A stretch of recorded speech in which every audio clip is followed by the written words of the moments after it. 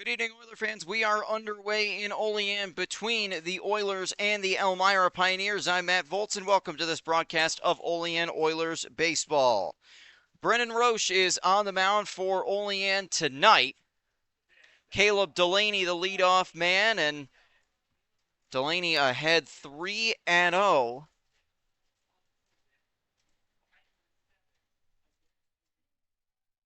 So Roche making another home start, trying to get himself ahead. Come back in the at-bat on Delaney. The 3-0 pitch is in there for a strike. We saw Delaney in the leadoff spot here the other night. He was playing in center field in that game, and Oilers had some trouble getting him out. He hits this one on the ground to right field, a base hit. Leadoff man is on for the Pioneers, a 3-1 count taking the hit. A leadoff single for Caleb Delaney. He reached on 2 infield hits back in the game between these two teams on Wednesday night. A game that Elmira won 4-2. Pioneers were at home against the Newark Pilots yesterday, taking a 23-0 beat-down victory over the Pilots. Oilers had the night off last night. First pitch to Nick Spanner is inside a ball, and he also really beat up on Oiler pitching on Wednesday night.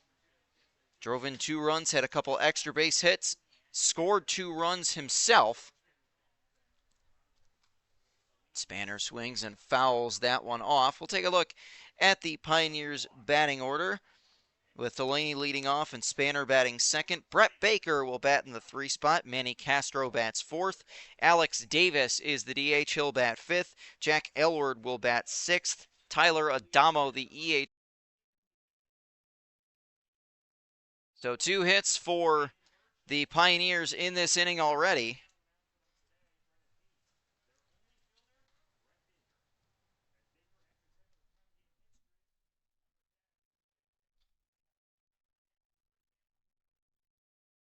Runners at the corners. That is Jack Painter at first base for the Oilers, with Brett Baker, the center fielder, batting, and Baker fouls that one off. We apologize for the technical issues with our camera. Hopefully getting that straightened out for you. Right now, still top of the first, and nobody out.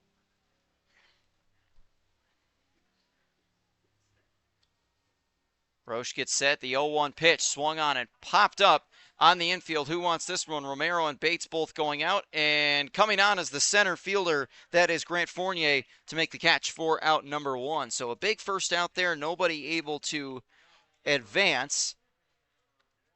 We'll take a look at the Oilers' defense. Brian Carruthers is behind the plate for Olean. Jack Painter at first, Thomas Bates at second. Derek Stout is at third, and Armanis Romero is the shortstop. Connor Vercalone is in left, Grant Fournier in center, and Cooper Tarley is in right.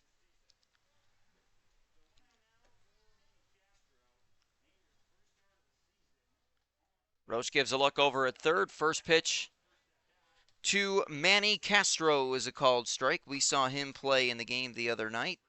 First couple of games back with Elmira. He played with him over the last few years. Castro drove in a run and drew a walk in the game on Wednesday. 0-1 pitch is low and away, ball 1.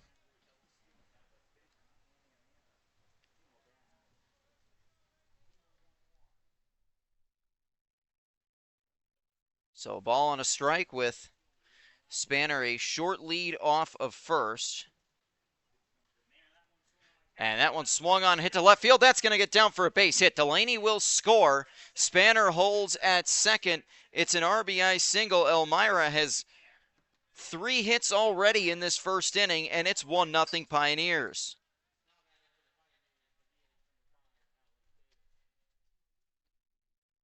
So the 3rd hit of the night, and already a run brought in to score with just 1 out in the first inning. It's an RBI single for Manny Castro.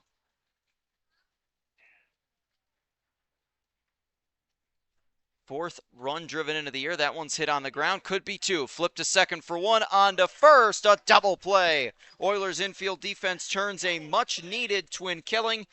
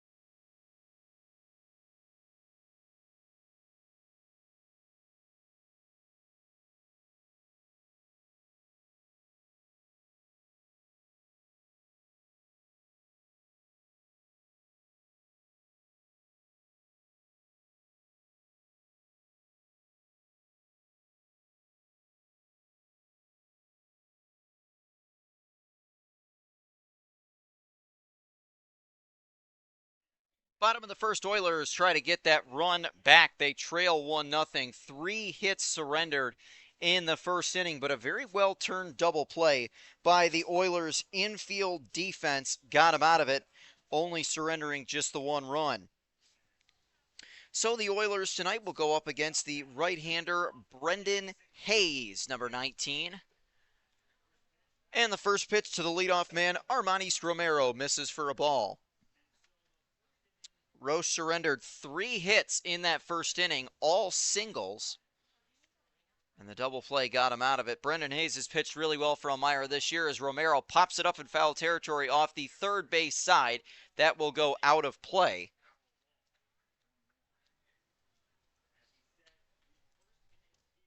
Armanis Romero, getting the start at shortstop, native of Roxbury, Massachusetts, a sophomore at Stonehill.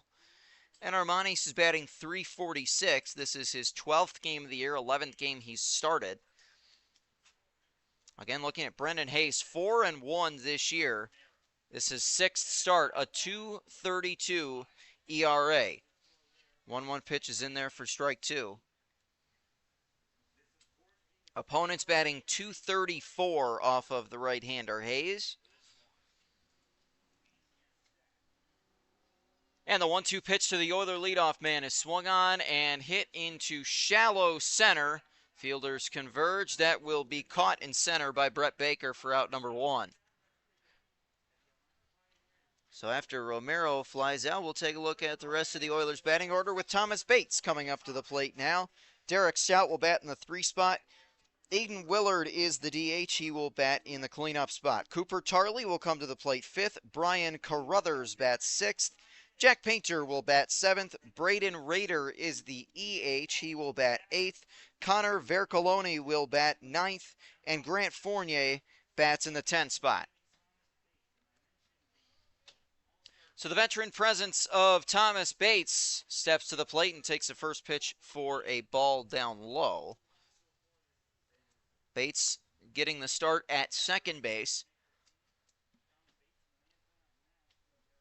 Native of Olean going into his senior year at John Carroll, batting .341. 1-0 pitch to him inside, backed him up off the plate, ball 2.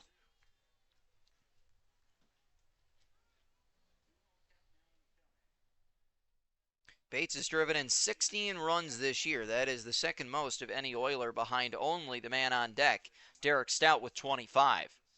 2-0 pitch to Bates is swung on and lifted in the air out to deep right center, but that is playable, and Caleb Delaney will make the grab for out number 2.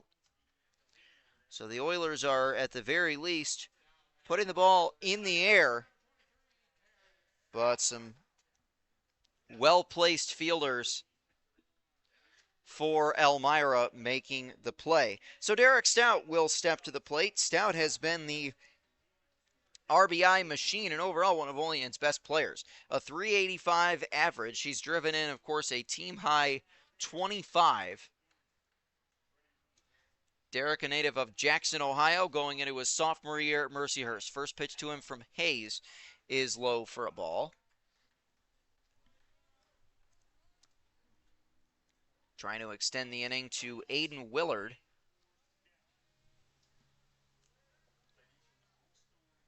Oilers trying to stop a little bit of a skid they've ran into. They are 11-15 coming into play tonight as the 1-0 pitch missed inside for ball 2. Elmira got themselves back to 500 with their win over Olean 2 nights ago. And with the big win over Newark last night, put themselves back over 500. The 2-0 pitch to Stout is low. So he's got himself very well in command, trying to extend the line to Aiden Willard.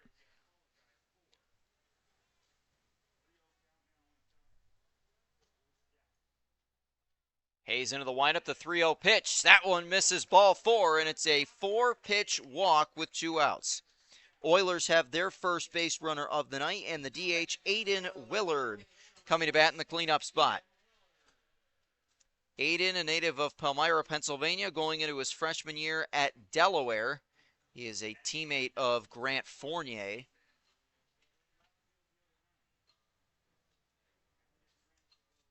And taking a look at Willard's season numbers, batting .319, he's driven in 10. He's been a very good fielder. Aiden has 3 triples this year. That's more than any other Oiler, and he swings at the first pitch and sends it out to deep left center field. That will stay in the ballpark and be caught by Brett Baker for the final out. So a 2-out walk does not come back to hurt Elmira. After 1 at Bradner Stadium, Pioneers leading the Oilers 1-0.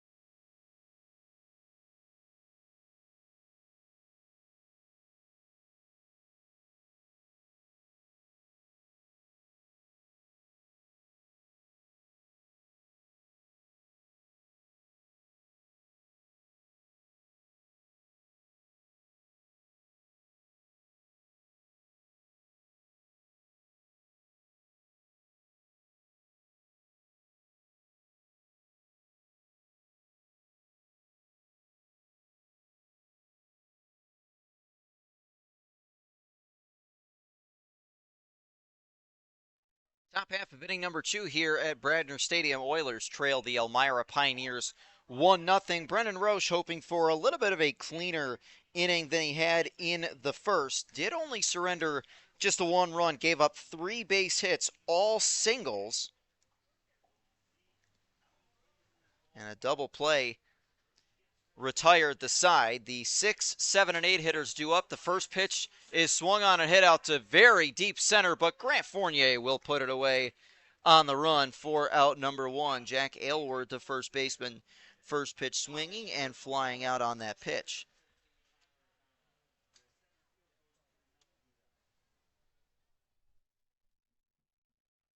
So after Aylward, it will be Tyler Adamo, the EH. Tyson Gingrich waiting on deck. Adamo got on base this season collectively, getting on base around 35% of the time. So looking to increase that number. Got on base with a triple late in the game on Wednesday. It was an RBI triple that he tried to turn into an inside the park home run and was thrown out at the plate. But that did drive in a run, which added some insurance for Elmira in the ninth. 0-2 pitch misses for ball 1.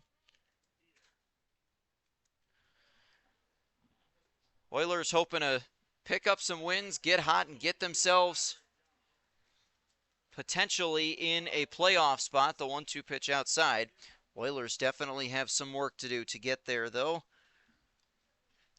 We've talked a lot where they have had a handful of games that early on they've fallen into some substantial holes. Now, to the team's credit, they have shown a knack for coming from behind, but sometimes it's just been too deep to crawl out of. 2-2 pitch is lifted in the air toward left center field. Grant Fournier will catch that one as well for out number 2. First 2 set down in the inning, and now the left fielder Tyson Gingrich will come to the plate.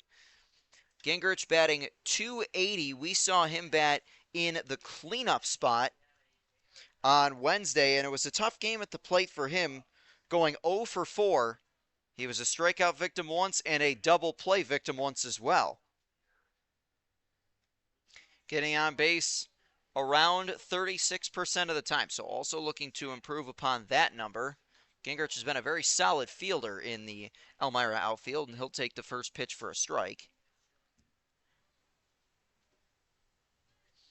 Gingrich has driven in 9 runs on the year and has 8 extra base hits. The 0-1 pitch cut on and missed.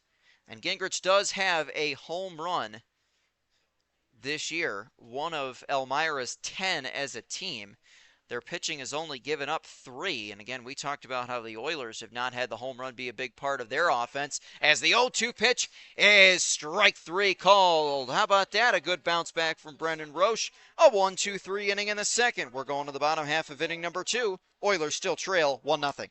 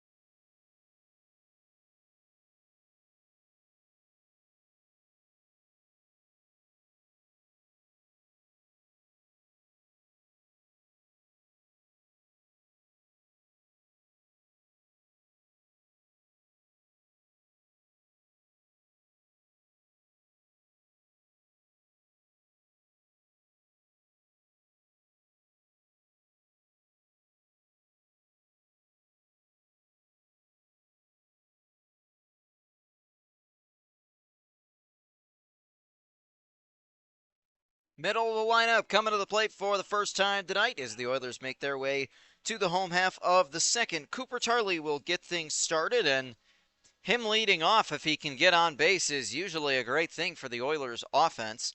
Given his speed, he'll be followed by Brian Carruthers and Jack Painter for a second inning against Brendan Hayes. Oilers got one on base in the first, a two-out walk to Derek Stout as Tarley takes the first pitch low for a ball. Oilers put the ball in the air all three other times with 3 flyouts. We have not seen Brian Carruthers here at Bradner Stadium yet. He's making his Oiler debut in the game this evening. 1-0 pitch inside. Catches the inside corner for a strike, rather. Tarley batting .274, has 14 stolen bases on 17 attempts. The next best in stolen bases is Connor O'Mara with 6. 1-1 pitch swung on and hit to right. That'll get down for a base hit. A leadoff single for Cooper Tarley, and that's the Oilers' first hit of the ball game. They've got the leadoff man in the second. Now Brian Carruthers coming to the plate. If I were a betting individual, I would say Cooper Tarley might be taking off for second base at some point during this at bat. Certainly would not be surprised. I mean, talk about how much of an element that is of his game. First one to Carruthers is in the dirt. That's low. Tarley takes off for second now and slides in safely without a throw. That one just sat in the dirt. It took a second for Nick Spanner to dig it out, and that gave Cooper Tarley just enough time to head up to second base.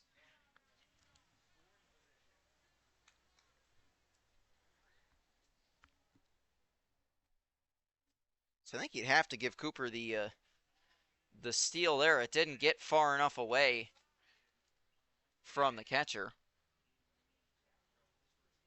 Now Tarley wandering towards third. The 1-0 pitch to Carruthers in the dirt, ball 2.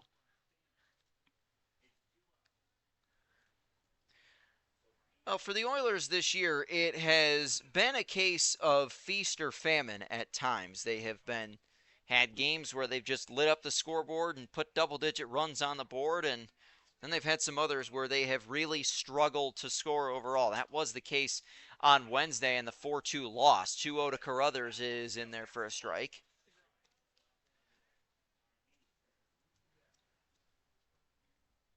Want to get some more consistency going. Oilers have losing records both home and away.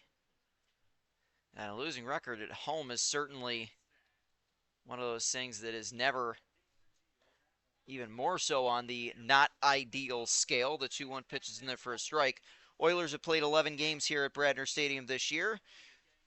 League games, that is. They are 5-6 in those games if you include the non-league clash with Dansville on July 4th. They're 6-6 at home this year as the 2-2 pitch is swung on and fouled away.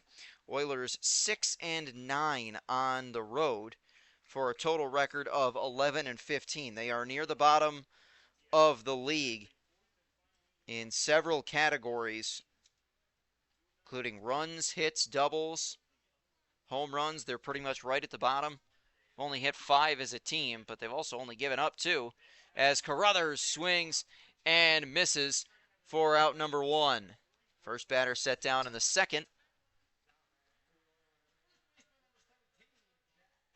It's a strikeout for Carruthers. And Jack Painter, the first baseman, will step to the plate with man at second and 1 out. Painter in his second year as an Oiler.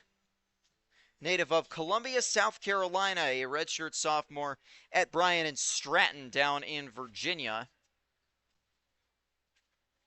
Jack's looking to improve upon his offensive numbers, and he swings at the first pitch and sends it high in the air, but foul down the left field line.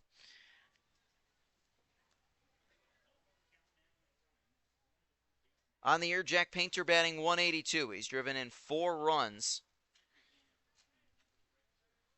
Definitely hoping to improve upon those numbers. A little bit more of a struggle to plate this year as Painter pulls that one down the line at first, but foul.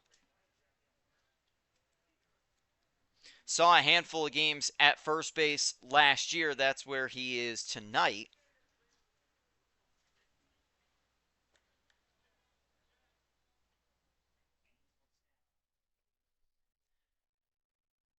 Oh and 2 on the left-handed hitting first baseman Painter.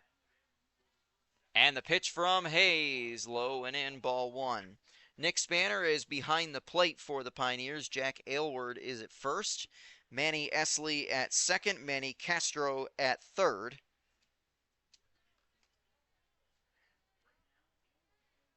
Jalen Tidwell is at short for the Pioneers. 1-2 pitch to Painter. Strike three called. He froze him. Painter tried to, again, we've talked about a handful of times this year with Oilers batters taking close pitches and having it work out for him. That's not the case there. And Painter set down for out number 2. So the EH Braden Rader will come to the plate. Trying to see if he can score Cooper Tarley from second and tie this game up. Back-to-back strikeouts after the leadoff single and stolen base for Tarley. Rader, a lefty in the Oiler lineup. First pitch to him, just misses, ball one. Left-handed bat wears number 3. Braden from Bethlehem, Pennsylvania, a junior at Stonehill. Got a couple of teammates on the team, Armanis Romero and Denny Martin, as the 1-0 pitch is high, ball 2.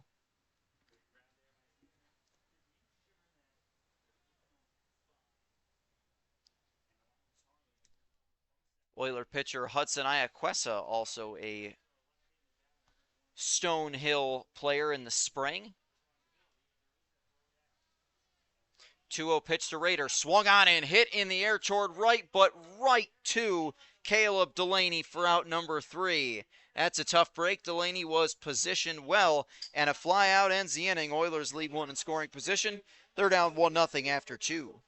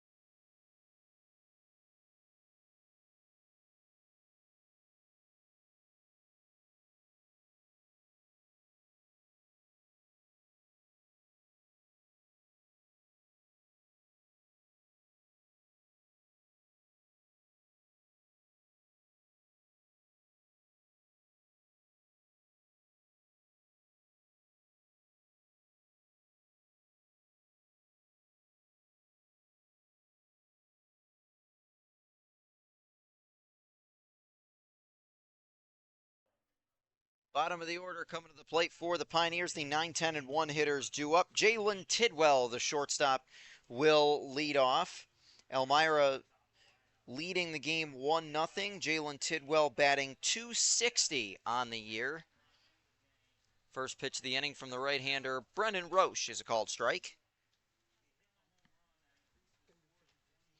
Well, Roche gave up 3 hits, all singles in the first inning, and a run, and a 1-2-3 inning in the second. 0-1 from Roche is low and away.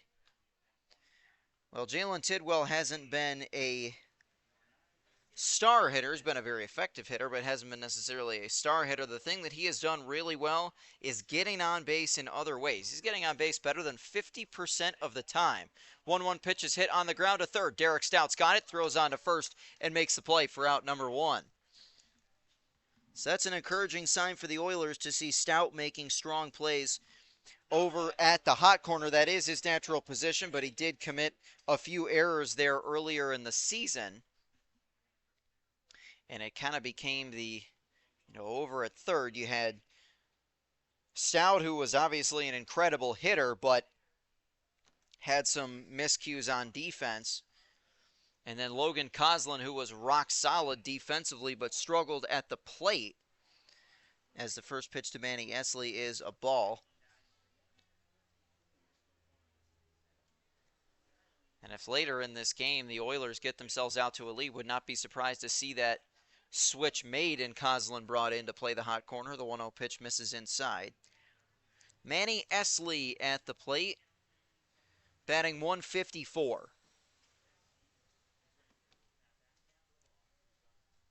But he's another guy who, even though he hasn't hit as well as he would have liked to, he's doing a good job of getting on base in other ways. He takes the 2-0 pitch for a called strike. Getting on base right around 36% of the time. So that's certainly a lot better than the batting average. He's driven in 2 on the year. 2-1 pitch from Roche, swung on and missed. A big swing, and it comes up empty.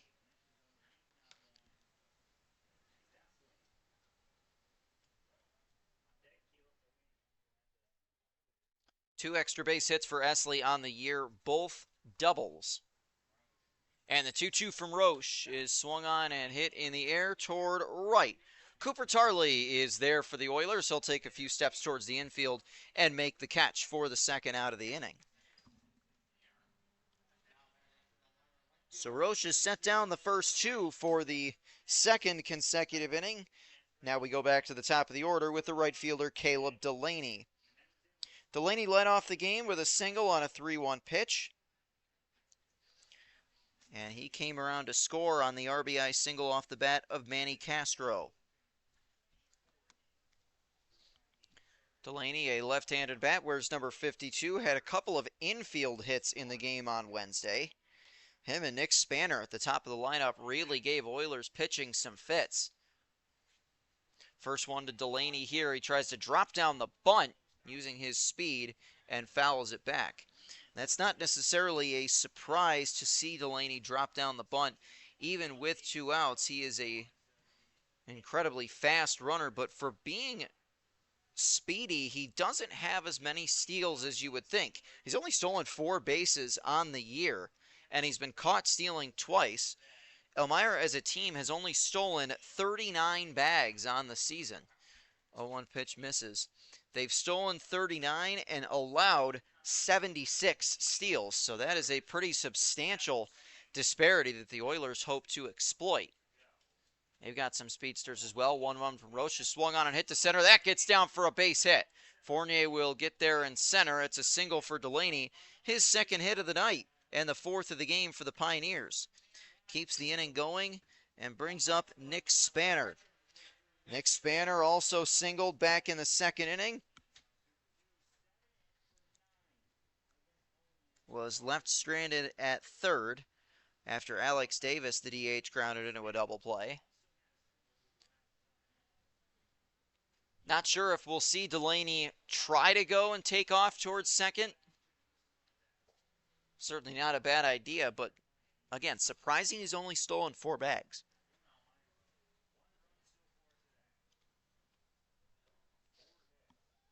Roche is set. First pitch to Nick Spanner. Floats in there for a strike.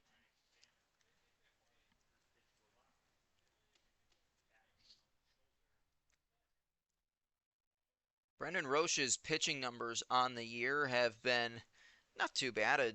Maybe not quite as good as you would want. The pickoff attempt at first goes wide. Delaney is going to be into second easily. He is going to stop there. Thought about heading for third. The throw back into the infield cut off by Romero. And that's the risk you run. So a throwing error committed by Roche.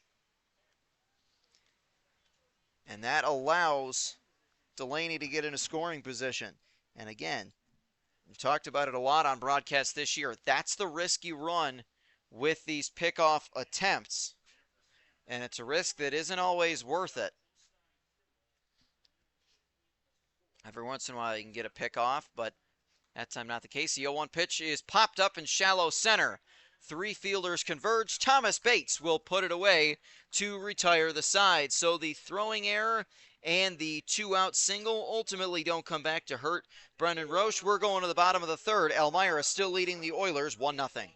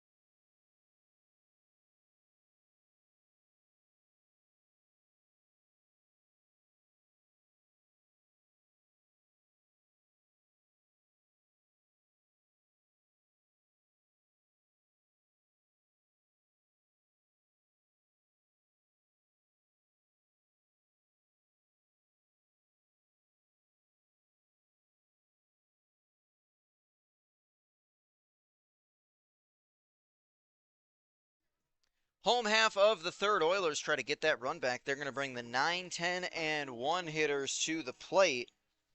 Connor Vercoloni will lead things off. We haven't seen him play at Bradner Stadium in a little while. Vercoloni, a native of Plymouth, Massachusetts, going into his redshirt senior year with the Bonnies. And Vercoloni takes the first pitch for a strike. It was dropped, but still a strike nevertheless. We'll see Vercoloni followed by Grant Fournier, and then back to the top of the order for Armanis Romero in this inning. Vercoloni batting 147, so definitely hoping to get that number back up. He is a speedster. He's stolen 4 bases this year. Again, like Caleb Delaney for the Pioneers, you would think it would be more, but exactly like Delaney, 4 steals on 6 attempts. 1-1 pitch to him is high and inside, ball 2.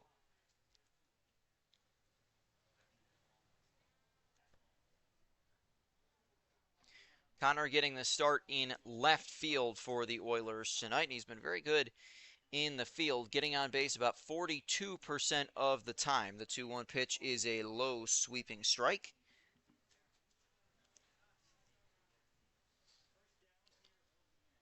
Six RBIs this year for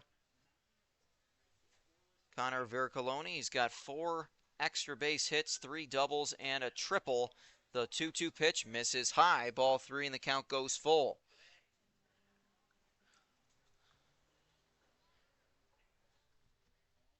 So we'll see if Connor can find his way on to lead off the third. Cooper Tarley did that in the second.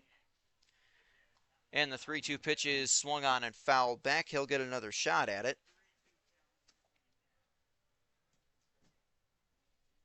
Connor's drawn 14 walks this year. He has been hit by 3 pitches. Derek Stout and Logan Coslin have each been plunked 6 times. Vercoloni swings and fouls that off. He'll get another shot. That one may have been low, but he keeps himself alive. Oilers, just the one hit, the leadoff single for Cooper Charlie in the bottom of the second.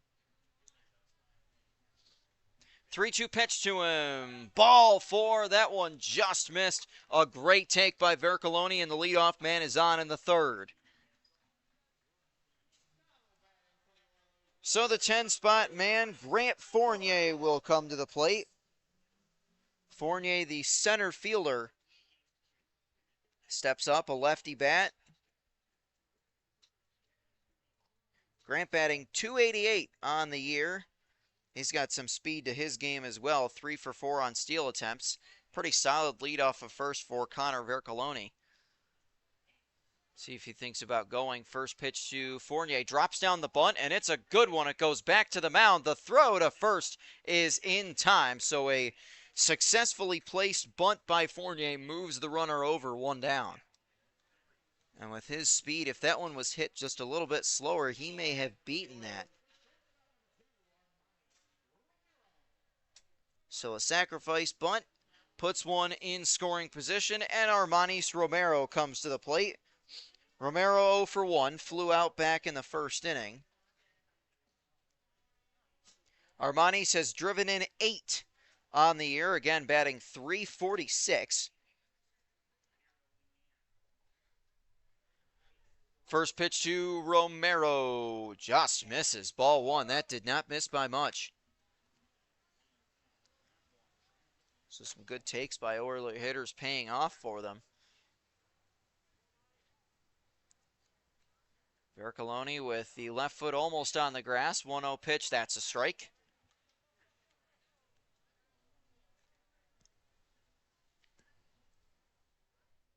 Just one extra base hit for Romero. That was a double. Much more of a contact hitter. As Romero swings and chops this one on the ground to short. The throw on to first is in time. Vercoloni moves over to third, but there are 2 outs. But the Oilers in a position where anything back to the backstop could potentially tie the game, or Bates could tie it with a base hit. He's due up now. Bates is 0 for 1. Flew out to right back in the first.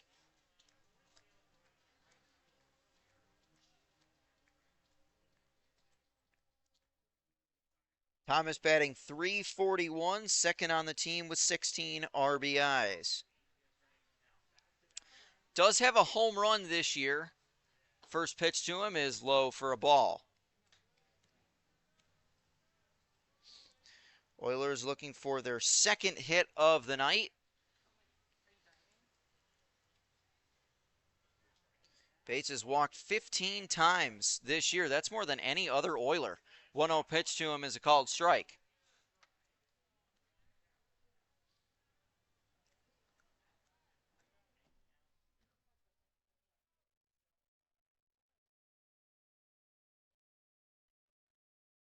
Vercoloni, both feet in foul territory off the third base bag. The 1-1 pitch to Bates is swung on and hit on the ground, but right back to the mound. And the other hand at first is in time. Oilers leave one in scoring position as Vercoloni stranded at third. We're headed to the fourth at Bradner Stadium with Elmira leading 1-0.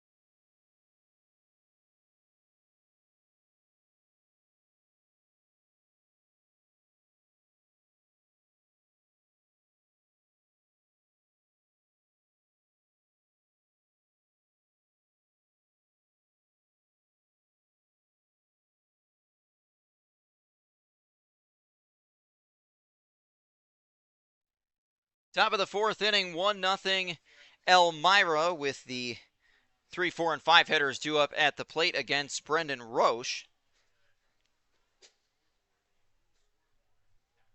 First pitch here to Brett Baker, misses high for a ball. It was a little bit of a rocky start to this game. Nothing too crazy, but gave up 3 hits in the first and gave up a run. 3 up, 3 down in the second, gave up 1 hit, but nothing more last inning. The 1-0 pitch is hit down the line and right. That's foul. Baker just pulled that one a little bit too much. He'll be followed by Manny Castro and Alex Davis in this inning. And the Oiler lineup looking to really get some runs on the board. They've left 2 in scoring position already. That's been a bit of an issue this year, is leaving runners on base. That's been a struggle point for the Oiler offense as the 1-1 pitch bounces in the dirt. In the last 2 innings alone, obviously, Vercoloni left at third in the third inning, and Cooper Tarley left at second in the second inning. 2-1 from Roche, swung on and hit in the air toward left near the foul line. Vercoloni ranging over. He will watch that go out of play. Well, the other night against Elmira, we saw Aiden Willard out in left field make a terrific catch up against the left field fence in foul territory, crashing into the fence but still holding onto the ball for the out. Oilers did end up falling in that game on Wednesday by the final score of 4-2. Pioneers, of course, are coming off of a 23-0 bashing of the Newark Pilots last night. 2-2 pitch swung on and hit in the air deep left. Vercoloni is there. He'll put it away for out number 1. So a lot of fly balls we have seen tonight, but both outfields have done a good job. So Manny Castro coming to the plate. He drove in the Pioneers' first inning run. A single drove in Caleb Delaney to score. Castro batting an even .400. This only his third game with the Pioneers this season. Castro takes a first pitch high.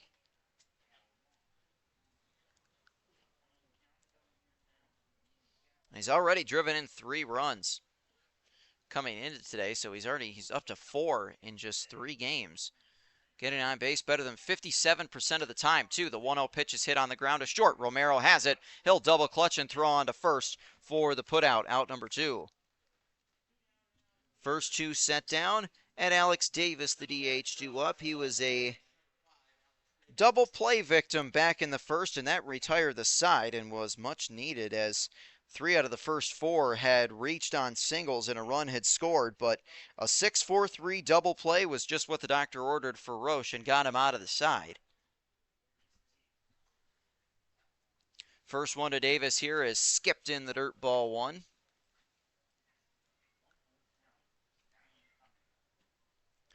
Alex, a .302 average coming into play tonight. That double play, just the second one he grounded into this year. The 1-0 pitch to him is up high. And a crazy stat that almost seems hard to believe. As a team, the Pioneers have grounded into 3 double plays all season. That's it, 3. One of those tonight. The 2-0 pitch is a called strike. They've also only, as a team, have only turned 2. One of those was at the hands of the Oilers on Wednesday. 2-1 from Roche. Swung on and popped up into shallow center. Thomas Bates going out. Cooper Tarley coming on. Into right center. Tarley will make the catch to put it away. So a 1-2-3 inning for Brendan Roche sends us to the bottom of the 4th. Elmira still up 1-0.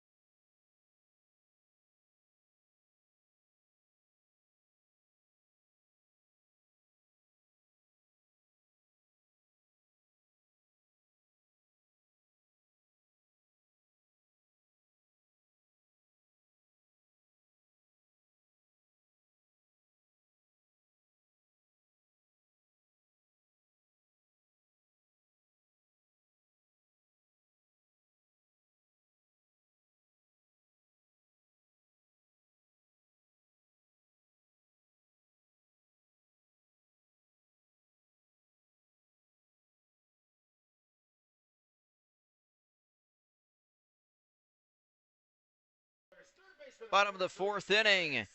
Derek Stout will come to the plate, followed by Aiden Willard and Cooper Charlie. A matchup of two PGCBL All-Stars at the plate, as those were announced just recently, and the Pioneer starter Brendan Hayes was named to the All-Star game. For the Oilers, Derek Stout and Thomas Bates were named West Division All-Stars. The first pitch to Stout is ball one outside. Derek drew a two-out walk back in the first. Elmira has a lot of All-Stars, some of whom are in the lineup tonight. Brett Baker out in center field is an All-Star. 1-0 pitch, swung on and fouled back. Elmira sending a number of pitchers to the All-Star game. Of course, one of those being tonight's starter, Brendan Hayes. Landon and Larson Birch also going to the All-Star game, as well as Luke Richards. So congratulations to the PGCBL All-Stars. The 1-1 pitch is low, ball two.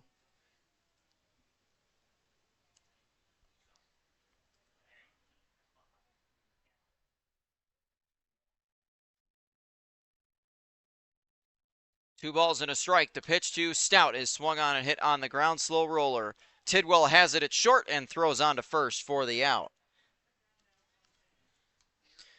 So Brendan Hayes gets the ground out to start the home half of the fourth. That was well turned by Tidwell. Aiden Willard is the Oilers' DH tonight. He'll come to the plate 0 for 1. Flew out to center back in the first. Willard batting .319, has driven in 10 on the year. Came into the game batting .319. Aiden's got some power and speed combination, stolen 3 bases. He's got 3 triples on the year as well. First pitch to him is low for a ball. He's drawn just 4 walks on the year, though, so those numbers, Oilers hoping that they will improve upon those. The 1-0 pitch is in there for a strike. There's really something about batters who can draw a lot of walks. You know, you're not picking up hits, but still a way to get on base. 1-1 pitch misses outside, ball 2. Oilers being out hit 4-1 in the game. Cooper Tarley's second inning leadoff single, the only hit off of Brendan Hayes so far. Both starters pitching quite well. The 2-1 pitch, low and inside, ball 3. So Aiden finds himself ahead. We'll see if he gets the green light at 3-1. Certainly has the batting success to do just that, but again, with wanting to get the walk numbers up, see if maybe he's taken on a 3-1. The pitch from Hayes, that one swung on and hit right back to the mound, and it'll get through for a base hit. Woo! Hayes had to duck out of the way of that. That thing was a laser beam off the bat of Willard. It's the Oilers' second hit of the game. So Willard does get the green light on the 3-1 pitch, and he's rewarded with a single to center. That'll bring up Cooper Tarley. He has the Oilers' other hit, singled to lead off the bottom of the second. And took off for second base on a pitch that was in the dirt. It was not a wild pitch, not a pitch that got away. Just bounced in the dirt, and Tarley took off and made it safely to second without a throw. We'll see if Willard thinks about heading for second base. First pitch to Tarley misses, ball 1. Again, getting runners on in a lot of games this year has not been the issue for the Oilers. They've done okay getting on base. The real issue has been runners left on, especially those left on in scoring position.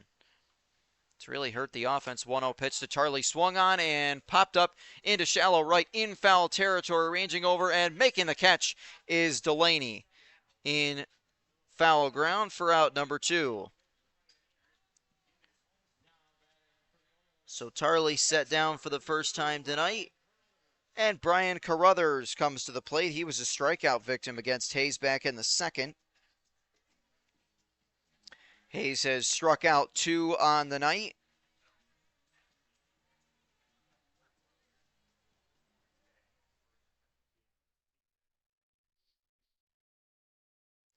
So the new Oiler catcher stands in. Again, Willard's going to take off. The pitch is swung on and hit on the ground. A second slow roller, but in time for the out. So the Oilers attempting the hit and run.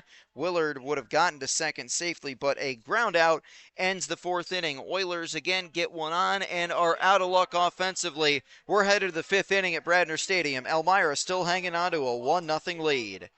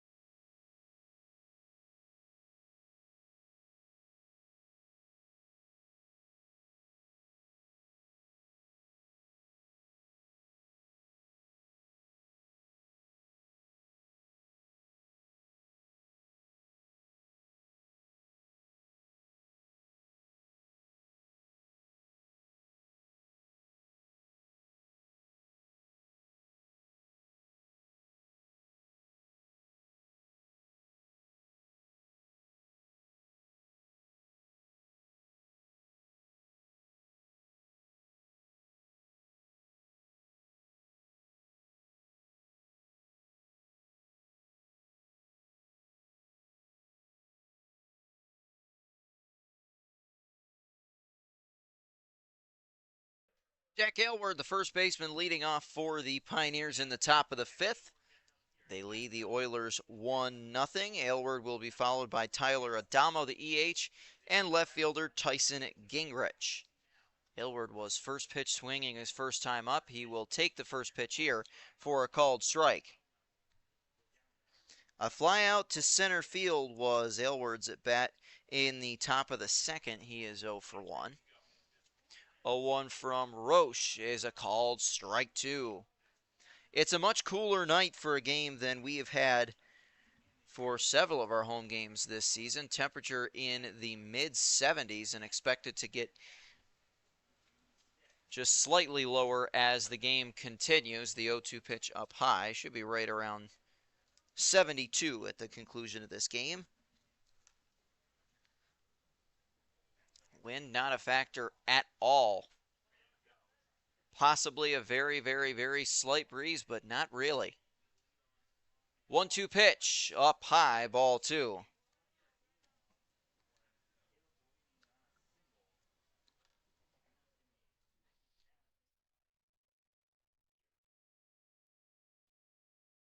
Two balls and 2 strikes to the right-handed hitting first baseman Aylward, and now time is called. Roche will step off for just a moment. We'll take a look at some of the other games going on the PGCBL once we get an opportunity to do so. And now Roche will step off again, top of the fourth inning in Jamestown. The Tarp Skunks and Batavia Muck Dogs are tied at 2. Top of the third in Newark, the Newark Pilots, after a 23-0 loss last night, lead the Niagara Falls Americans 7-4.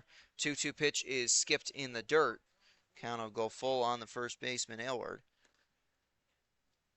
Bottom of the third, north of the border at George Taylor Field in Niagara, the Ironbacks trail the Geneva Red Wings 1-0.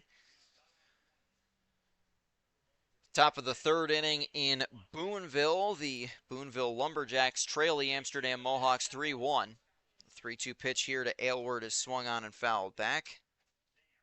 Full slate of games going on across the league. Bottom of the second inning in Utica, the Blue Sox have jumped out to a 5-0 lead over the Mohawk Valley Diamond Dogs.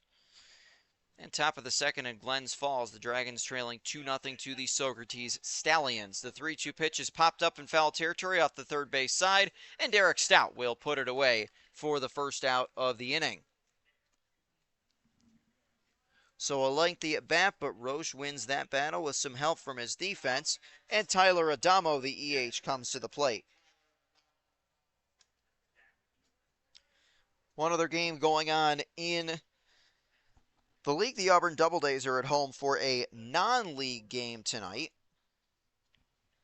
As the first pitch to Adamo is lifted in the air toward deep left field. Vercoloni going back. He will not make the catch. It goes off the wall. Adamo heading into second, and he's going to be in there with a stand-up double. That one hit pretty much all the way back to the wall and went off the wall. Fifth hit of the night for Elmira, and they've got one in scoring position. First extra base hit we've seen from either team. And now Tyson Gingrich coming to the plate. He is 0 for 1. Gingrich was a strikeout victim against Brendan Roche back in the second.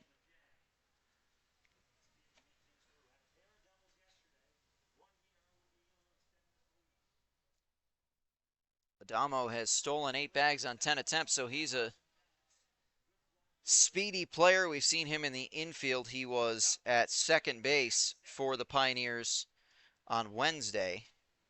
He's the EH for them tonight. As the first pitch to Tyson Gingrich was low in the dirt.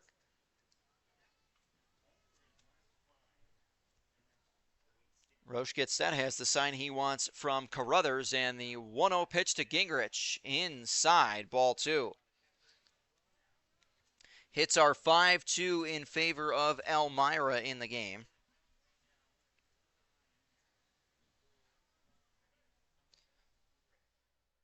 And Elmira trying to add on to a 1-0 lead. Adamo has both feet on the grass off of second base.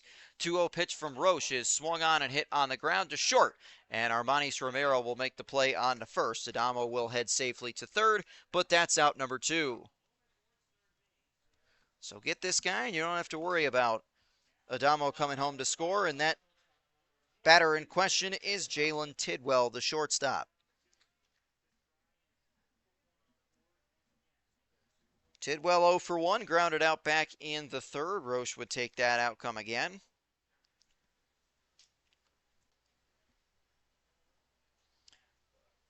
Adamo again, both feet on the grass off of the dirt path surrounding the base. The first pitch to Jalen Tidwell is a called strike.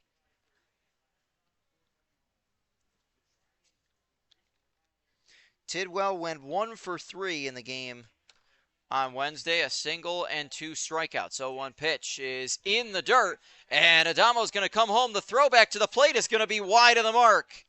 Adamo comes home to score on the wild pitch, and it's 2-0 Elmira.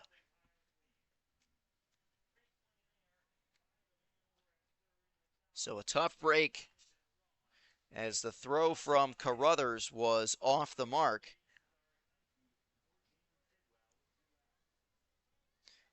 And Elmira now taking a 2-0 lead here in the 5th. 1 ball and 1 strike to count on the shortstop, Jalen Tidwell. And that one just misses inside, ball 2. So a tough way to give up a run with 2 down.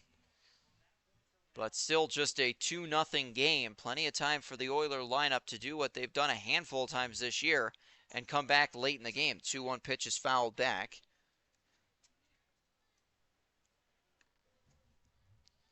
Tidwell trying to extend the inning to the 10-spot hitter, Manny Esley, who is on deck.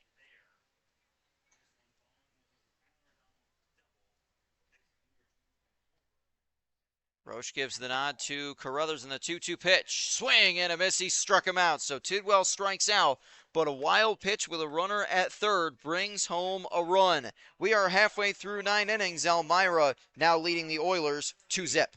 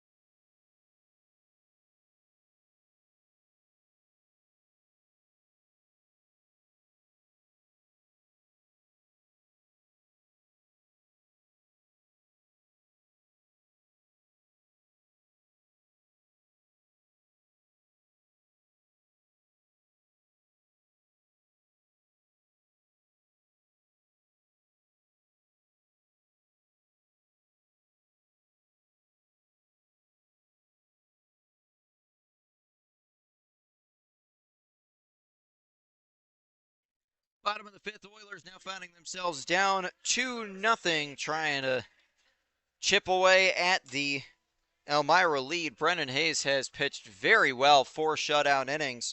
Oilers will bring the 7, 8, and 9 batters in the order to the plate. They'll get started with Jack Painter.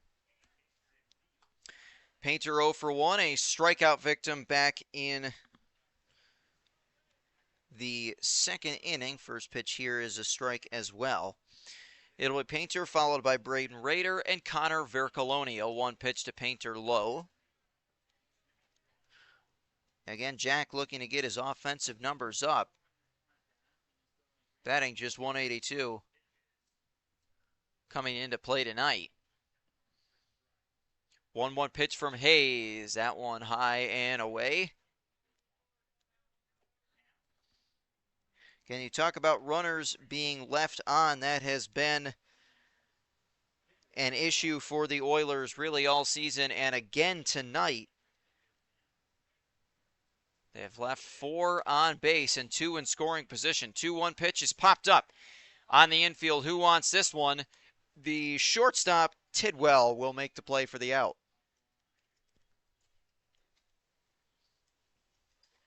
So a pop-up off the bat of Painter. Tidwell makes a play, and the first batter of the Oilers' fifth is set down. Braden Rader will come to the plate. Rader gave that ball a ride back in the second inning, but ultimately flew out to right. Nobody on, 1 out. Oilers trailing 2-0 to the Elmira Pioneers.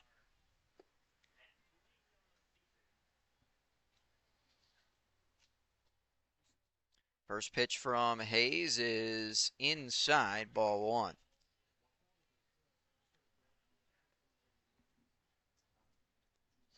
Connor Vercoloni on deck. He walked back in the third inning, was ultimately left stranded over at third. 1-0 pitch to Rader, low, ball 2. Looking at the on-base percentage for Braden, .438. He has drawn 7 walks this season. So pretty solid on-base percentage. 2-0 pitch floats in for a called strike.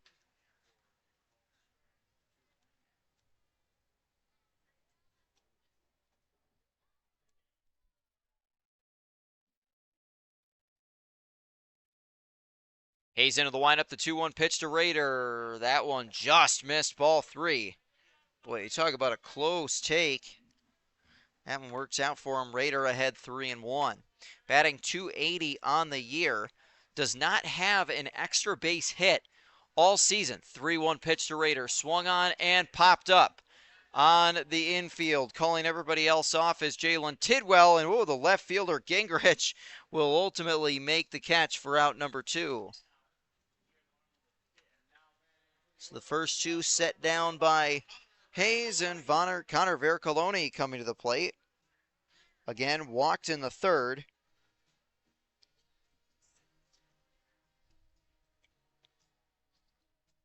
Vercoloni went to scoring position, got to second on a sacrifice bunt off the bat of Grant Fournier. A ground out from Armanis Romero got Vercoloni to third, but then Thomas Bates grounded out to end the inning. First pitch to Vercoloni here is a called strike.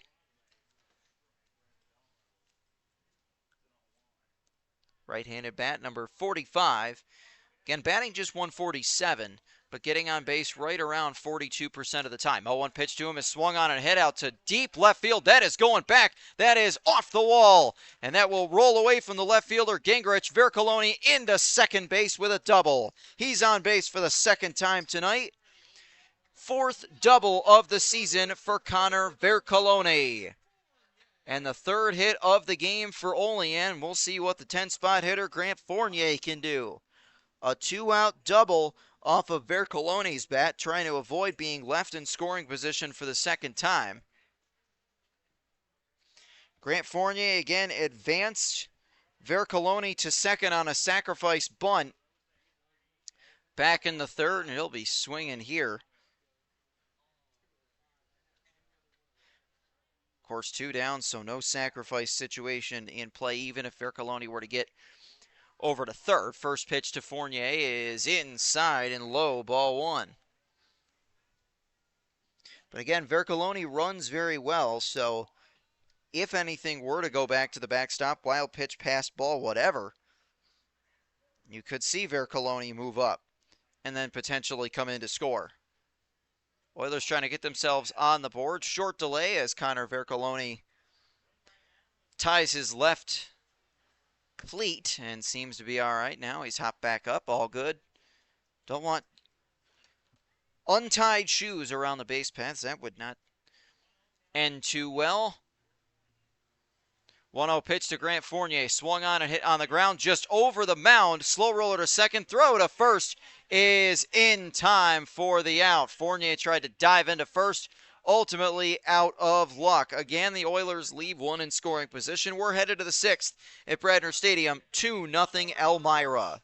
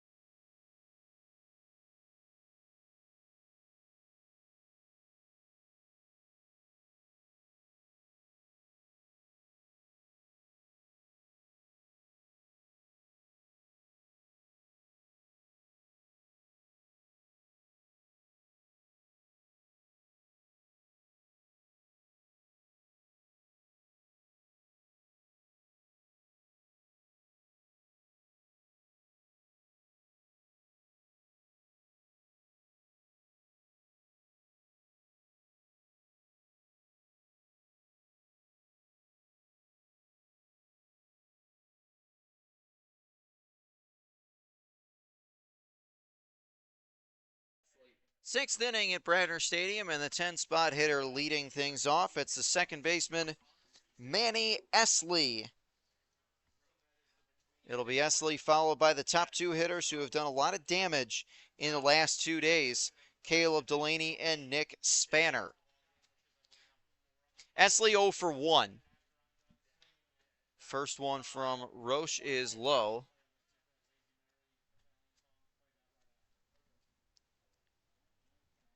Esley flew out to right back in the third inning. 1-0 pitch. That one inside and fouled off the bat, looked like. So accidentally off the bat, 1-1.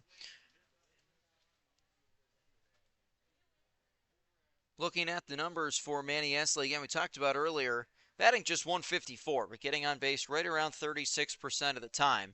1-1 pitch is a called strike two.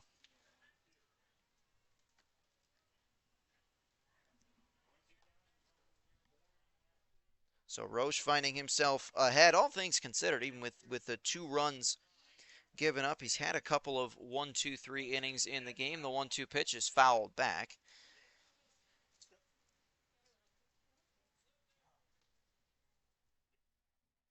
Elmira scored 1 in the first and added 1 in the fifth on a wild pitch. 1 ball and 2 strikes to the right-handed hitting second baseman, Manny Esley. And the pitch on its way from Roche. That one misses just up high, ball 2.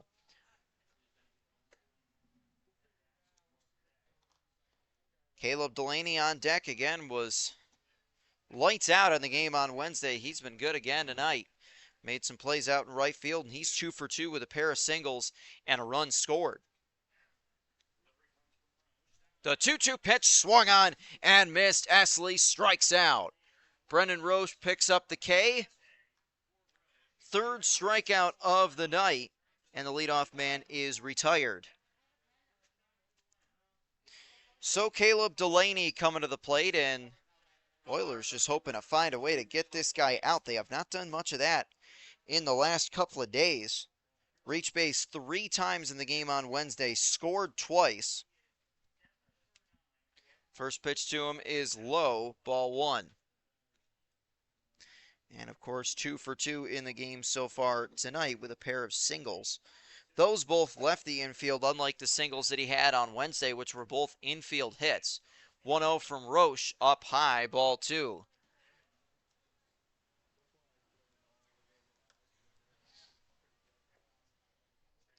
These are going to be 2 tough tests for Roche, as they have been for the Oilers in the last couple of days. Delaney and Spanner. 2-0 pitch is in there for a called strike.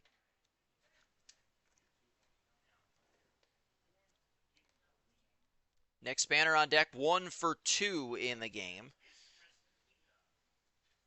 Roche tries to set down Delaney for the first time. 2-1 pitch is fouled back.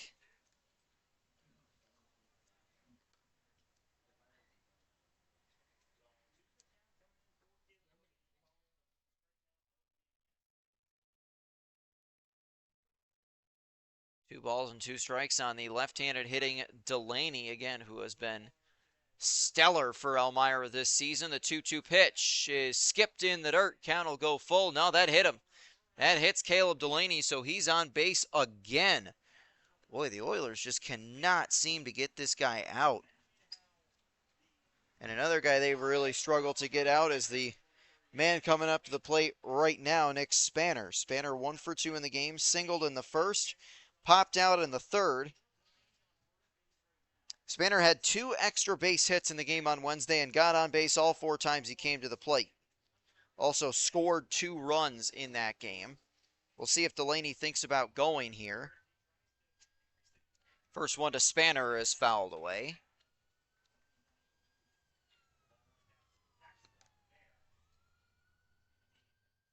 On the year, Nick Spanner batting .429.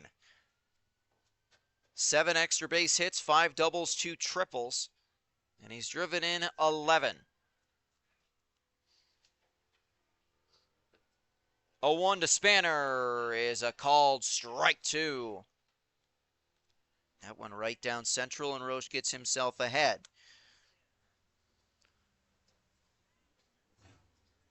Spanner's on base percentage right around 54%. Understandable to see why he'd be in the 2 spot for the Pioneers. And the 0-2 pitch from Roche. Swung on and hit to right center. That's going to get down for a base hit. Delaney will stop at second. Another hit for Spanner, his second hit of the game. And again, getting these 2 batters out has been a real struggle for the Oilers over the last 2 days. So now first and second one out, and the all-star center fielder Brett Baker coming to the plate. Baker batting .403. He has driven in 25 runs and is headed to the PGCBL All-Star game. 0 for 2 in the game tonight. A soft pop out in the first and a fly out in the fourth. First pitch to him here is a called strike.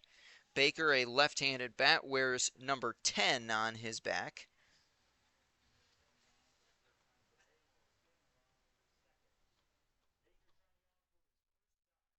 Got some speedy runners on base, too. The 0-1 pitch is hit on the ground. Diving stop by Painter at first. He will underhand to Roche to get the out at first. So a really, really outstanding stop by Painter gets the out in the second of the inning. Both runners do advance, but that's out number 2. And Manny Castro coming to the plate. A very phenomenal reach by Jack Painter, diving to his right, able to make that play. And now Roche could get out of it if he can set down Manny Castro. But we saw the same situation play out in the fifth with a runner at third, 2 outs, and Jalen Tidwell at the plate. And a wild pitch brought Tyler Adamo home to score Elmira's second run of the game. First pitch here is swung on and chopped on the ground to third. And the throw on to first is in time, and I guess that one went foul. Looked like it was a fair ball, but must have hit the batter in the batter's box, so ultimately Castro will head back in.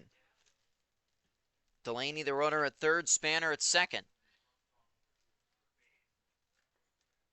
Castro 1 for 2 with an RBI in the game. The 0-1 pitch from Roche, high and inside, ball 1. Castro drove in Caleb Delaney with a single back in the first, grounded out in the fourth. 1-1 pitch from Roche, low, ball 2. Alex Davis, the DH, is on deck. He's 0 for 2. First base is open if you wanted to potentially pitch maybe a little bit around Castro. 2-1 pitch, low, ball 3.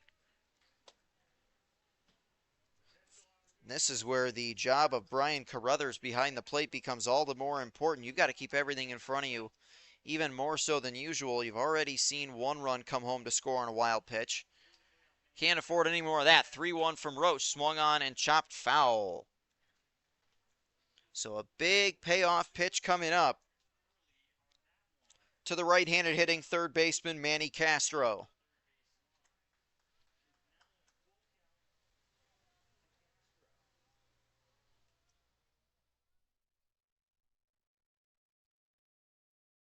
Oilers infield playing back a little bit.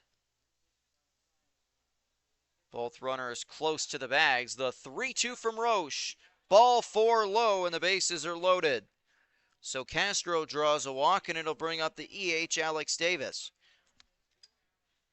So some traffic on the base paths.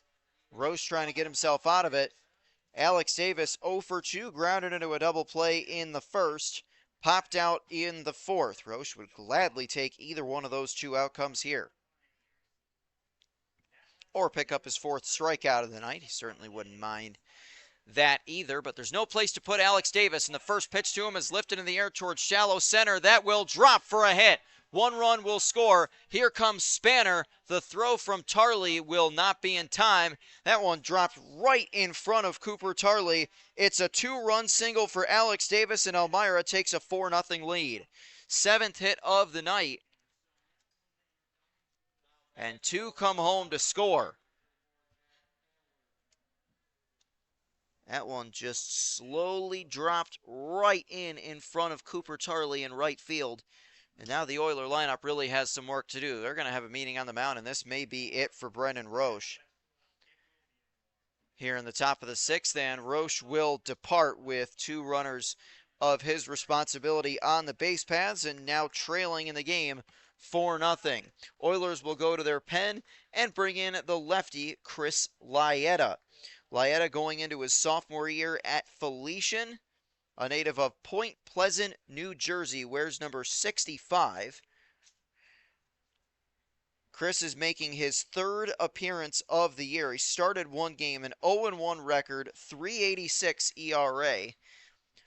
4 2/3 innings, he's allowed just 2 hits, and opponents batting 125 off of him. So Laeta coming in a high leverage spot, and as he completes his warm-up tosses, we'll step aside. Elmira 4, Olean nothing.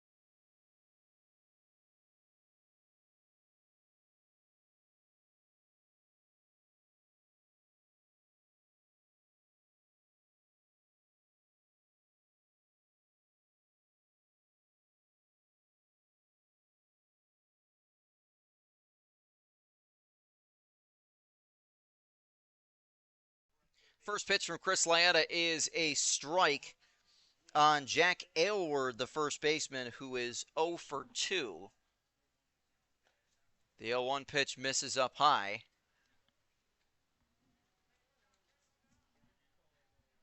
Aylward flew out in the 2nd, popped out in the 5th.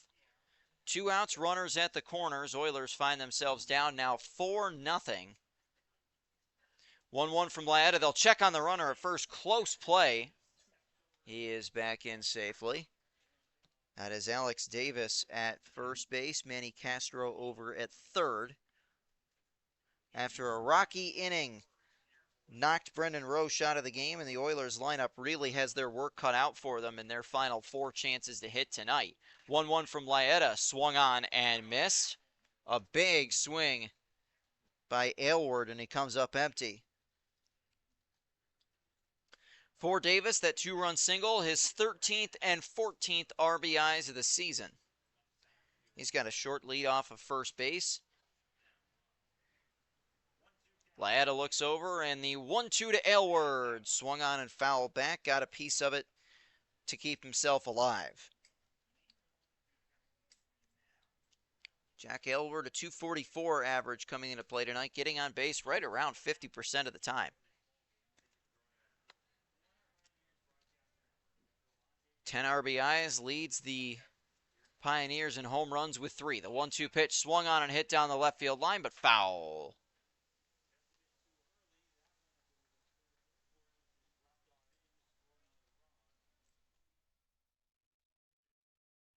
Aylward with a total of 6 extra base hits on the year, 3 doubles, 3 homers.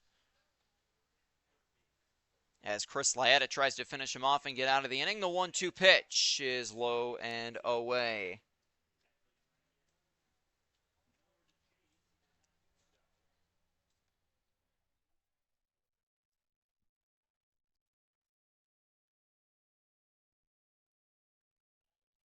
So Laeta still looking over, trying to finish off Aylward. 2-2 pitch. That one misses outside. Ball 3. This has become a rather lengthy inning, but Laeta hanging in there, trying to finish off Aylward. He had a full count his last time up. That was in the 5th. Castro at third, Davis at first. And a big payoff pitch coming here to Jack Aylward. The 3-2 from Laeta. Swing and a miss. He struck him out. Laeta gets himself out of it, finishing it off with a strikeout. But 2 runs come home to score, and Brendan Roche chased from the game. We're going to the bottom of the 6th here at Bradner Stadium. Oilers down 4-0.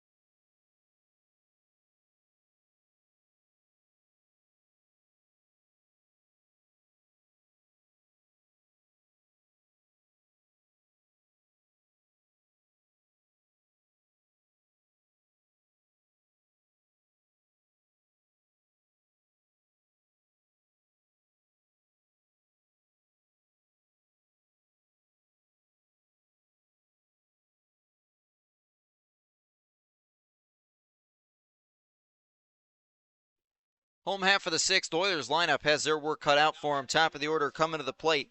Armanis Romero will lead things off. He is 0 for 2. A flyout in the first inning and a ground out in the 3rd. Oilers being out hit 7-3 in the game. First pitch from Brendan Hayes is way up and inside. Romero had to duck out of the way of that.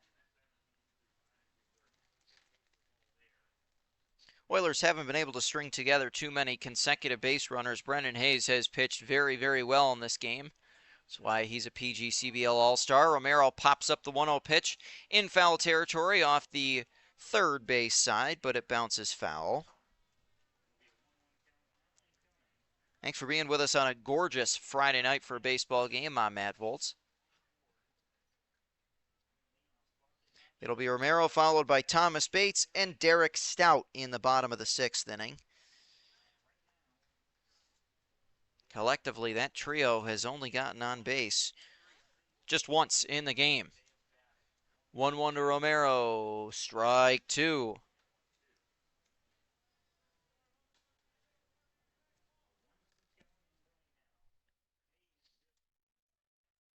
Romero's been very good at short in the game tonight. He's Had a couple of nice defensive assists, and he chops that one on the ground, but foul.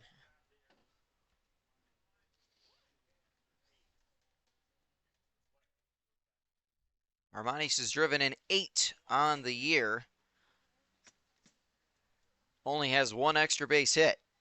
That was a double, definitely a contact hitter primarily.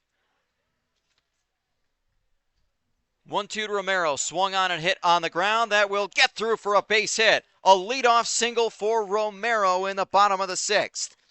4th hit of the night for Olean. The first man is on, and we'll see what the top of the order can do against Brendan Hayes.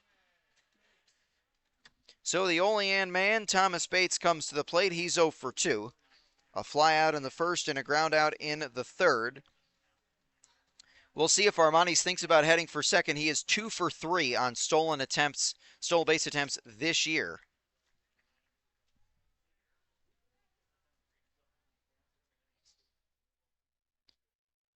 Oilers would love to at least start to get something on the board against Hayes, who has been a shutdown pitcher, not just tonight, but all year. That's grounded to third. To second, the throw gets away. The throw goes into right field, and a throwing error from Manny Castro will give the Oilers 2 on with nobody out. That looked like it really could have and possibly should have been a double play off of Bates' bat, but the throw from Castro goes into right center field, and an error puts 2 on.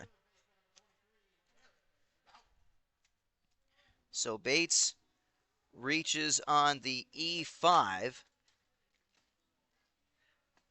And Romero gets in a scoring position. Now it's Derek Stout. This is exactly who you want in this situation. Stout walked in the first, grounded out in the 4th.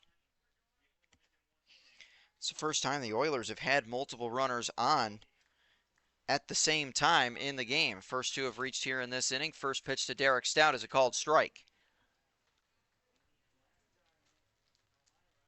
Elmira 4 runs on 7 hits, 1 error. Oilers so far, no runs, 4 hits, 1 error of their own.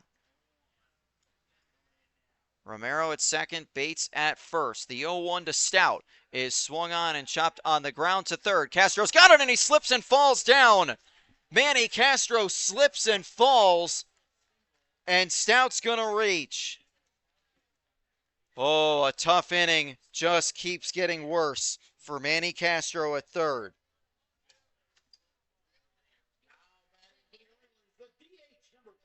That's a tough one to call.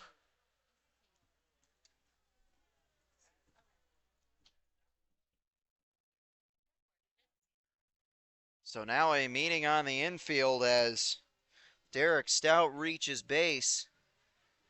That's one that it's a tough one to call, whether you call it a hit or an E5. You're almost tempted to call it an E5, but that one could go either way. I mean, Castro got to it, and then as soon as he got to the ball, slipped and fell. Fortunate that he's okay, but a rough inning for him. Now we'll see how that's officially scored, but I would almost think you might have to give that another error charge to Castro. So now the bases are loaded for the DH, Aiden Willard. He could tie this game with 1 swing of the bat. Infield is in. First pitch to him is a called strike. Willard flew out in the first, singled in the 4th. Either of those outcomes would be acceptable for the Oilers here. Bases loaded, nobody out. 0-1 to Willard. High, ball 1.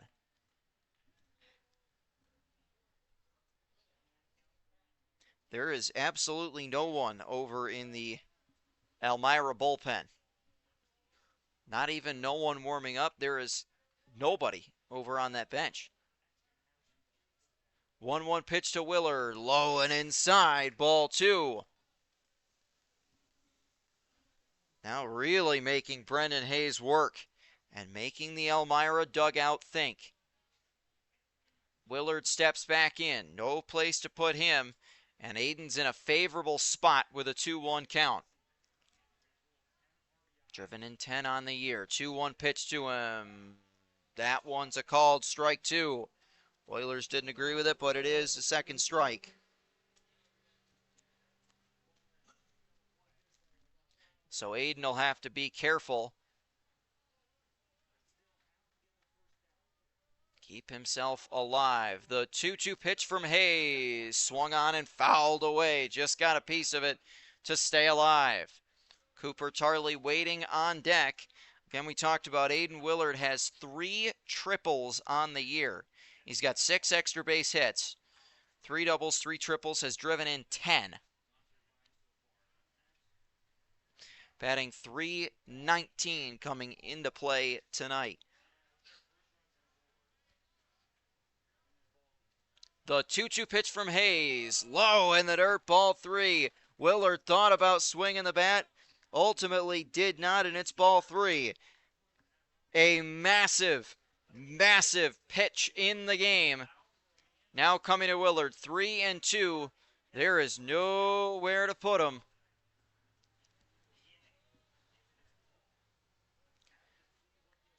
Tense moments. Hayes gets the sign. The 3-2 to Willard. Swing, and that one's hit to center field. A base hit. Romero will come home to score. Everybody else is going to stay put. It's an RBI single for Aiden Willard, and it's a 4-1 ball game. Oilers are on the board.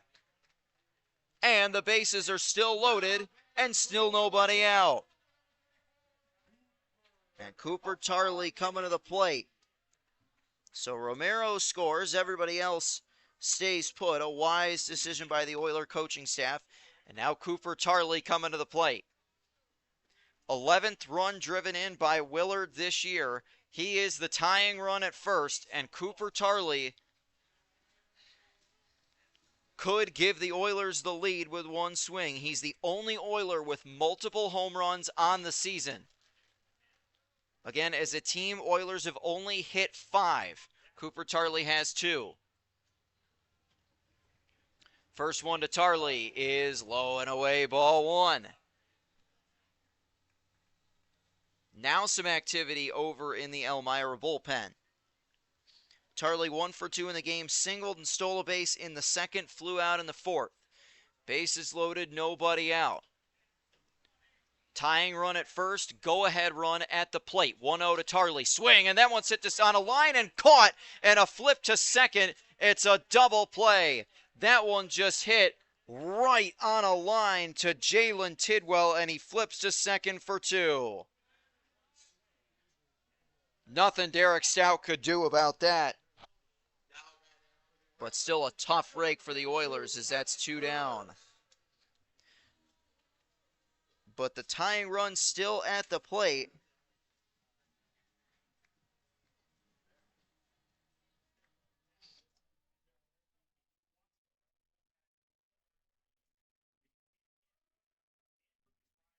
Brian Carruthers is 0 for 2 on the night. First pitch to him is in the dirt, ball 1. Thomas Bates at third, Aiden Willard at first. Oilers would love to get more than just the 1 run, especially after the first 4 batters of the inning all reached. 1-0 pitch is in there for a strike.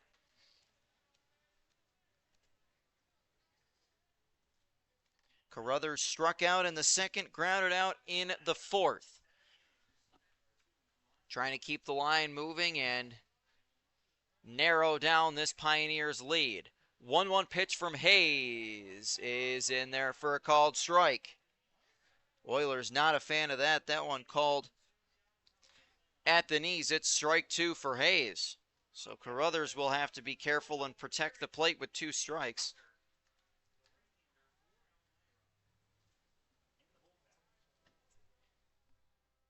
The 1-2 pitch with Willard going is outside, and Willard will snag second base without a throw. Some smart base stealing there. Willard able to snag second base. 2 balls and 2 strikes. It's the 4th steal of the year for Willard. 2-2 pitch to Carruthers. That one just missed. A tough pitch to lay off of. He does. It's ball 3. Runners at second and third. Base hit likely, scores 2. Brian Carruthers looking for his first hit as an Oiler.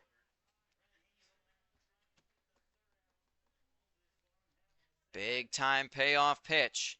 The 3-2 pitch to Carruthers. Swing, and that one hit foul down the left field line. He'll stay alive. A good swing by Carruthers, but just pulled it foul.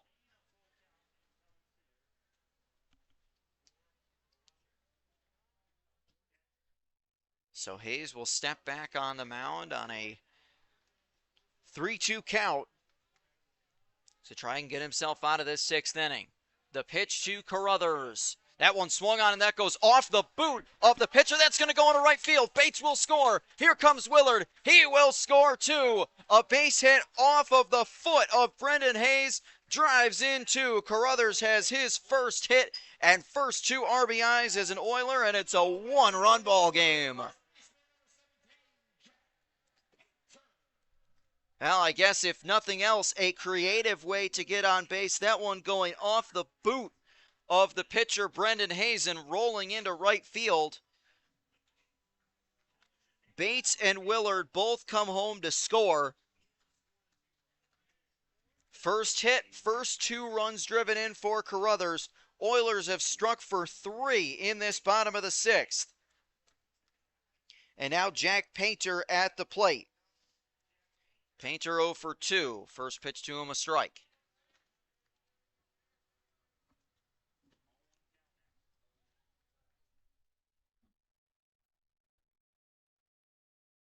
Brian Carruthers, the catcher, at first, as Hayes tries to shake off this inning that has put Olean right back into the game. 0-1 to Jack Painter, up high, ball 1.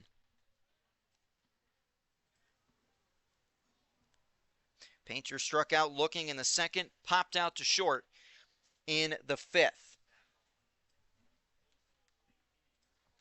Very short leadoff of first for Brian Carruthers as expected. 1-1 to Painter. Outside, ball 2.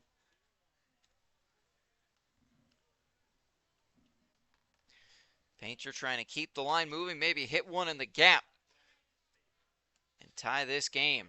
2-1 pitch, high, ball 3.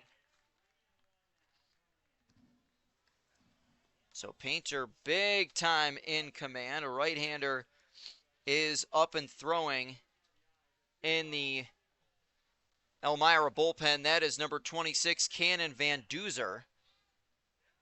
3-1 pitch to Painter. Ball 4 high and outside, and the inning continues.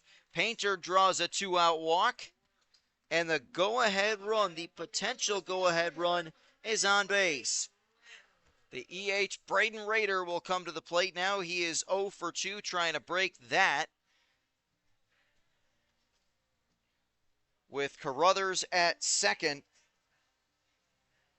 and Painter at first. Not a whole lot of speed on the base paths for Olean, but still 2 runners on. And Braden Rader at the dish. Rader at 280 average. He's driven in 2 on the year. Looking to get on base for the first time tonight. First pitch to him from Brendan Hayes is up high, ball 1. It's been a lengthy 6th inning for both teams now as Elmira put 2 on the board in the top of the 6th. Olean struck for 3 here in the bottom of the 6th and made it a 1-run ball game again.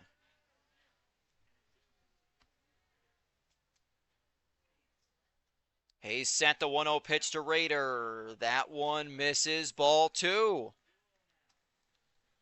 So Hayes is really starting to fall behind. Again, Van Duzer warming up in the Elmira bullpen. I'd have to think that if Rader finds his way on here, that'll be it for Brendan Hayes. 2-0 pitch from Hayes. Up high, ball 3. Oh boy. So Hayes is really in a great deal of trouble now. How major is that double play off Cooper Tarley's bat? Only 2 outs of this inning on a liner that was just perfectly hit to short. And they doubled up Derek Stout at second. If not for that, the Oilers might have the lead right now. 3-0 to Raider. That one is in there for a called strike. Raider taking all the way. A smart take. Flew out in the second, popped out in the fifth. Now ahead 3-1 on Brendan Hayes. And the 3-1 pitch to Raider. Outside, ball four. The bases are loaded. Back-to-back 2-out walks from Painter and Raider. And I would imagine that might be it for Brendan Hayes with Connor Vercoloni coming to the plate. Bases loaded again and 2 outs. So Hayes really laboring here in this 6th inning. This inning started with a single from Armanis Romero. Thomas Bates reached on a throwing error by third baseman Manny Castro, which might have been a double play. Derek Stout hit one on the ground to third, and as soon as Castro got to it, he slipped, and everybody was safe. Aiden Willard drove in a run and moved everybody up with a single. That made it a 4-1 ball game. And then the double play mentioned, Cooper Tarley hit the ball right to Jalen Tidwell at short, and they were able to double up Derek Stout at second base.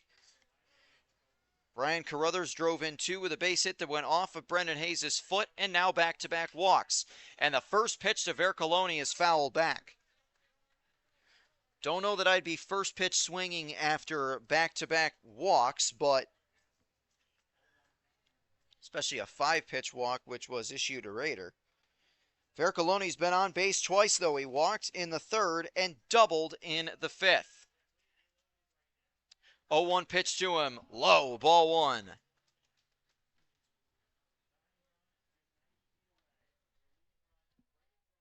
Brian Carruthers at third. Jack Painter at second. Braden Raider at first. Tying run at third. Potential go-ahead run also in scoring position. The 1-1 to Vercoloni. That one swung on and popped up into shallow right. Manny Esley calls everyone else off, and Esley will make the catch to put an end to the 6th inning. The Oilers lead, the bases loaded, but thanks to a couple of Elmira errors and 3 hits, the Oilers put 3 on the board, and we've got a brand new ball game. We're going to the 7th. Pioneers lead the Oilers 4-3.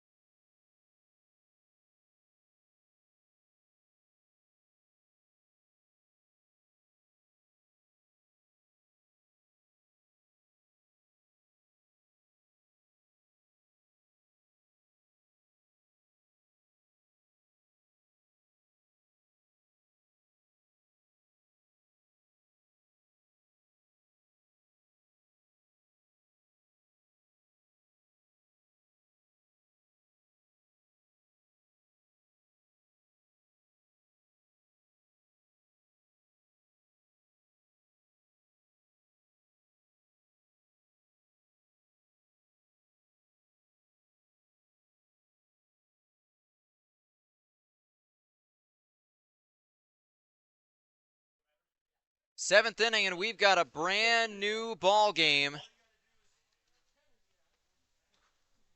with the 7, 8, and 9 hitters due up.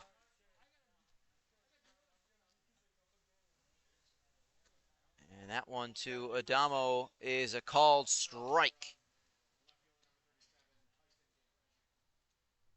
So Chris Laeta, another inning of work.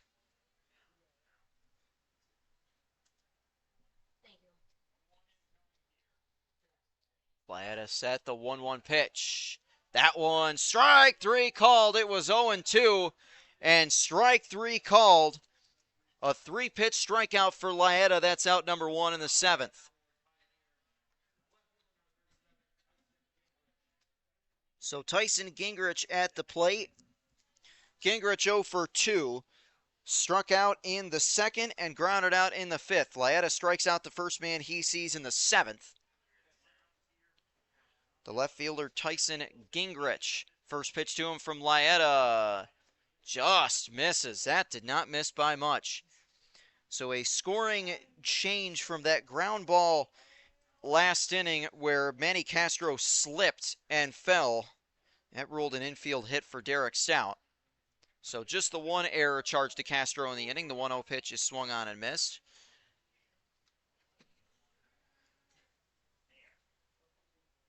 So officially 7 hits for the Oilers and just the 1 error for Elmira. Both teams with 7 hits and 1 error. 1-1 pitch, fouled back.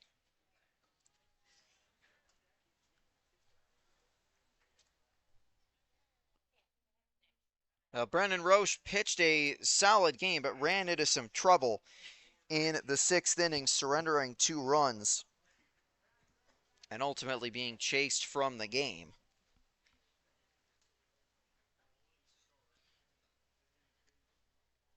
The 1-2 from Laeta. That one swung on and hit right back to the mound. Great stop by Laeta. And he'll underhand to first for out number 2. Oh, a comebacker right to the mound, and Chris Laeta did a great job to snare that and throw on to first.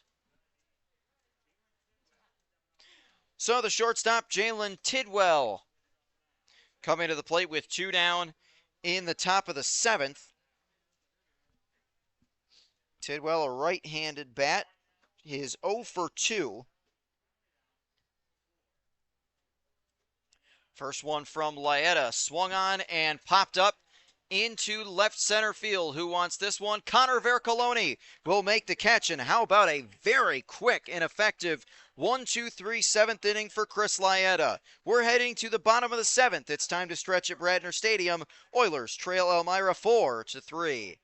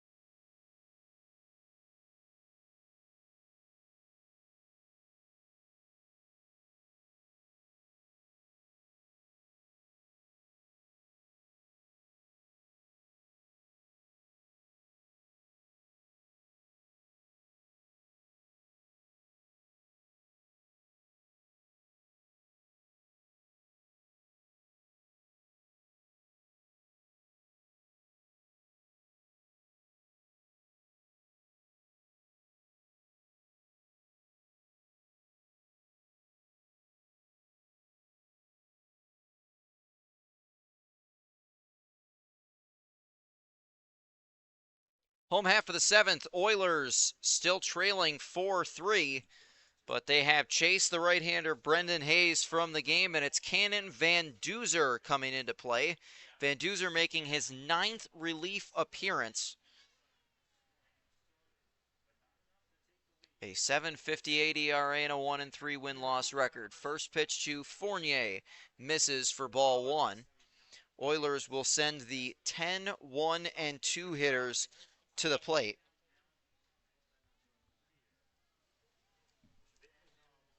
Fournier on the 1-0, swings and misses. It'll be Fournier followed by Armanis Romero and Thomas Bates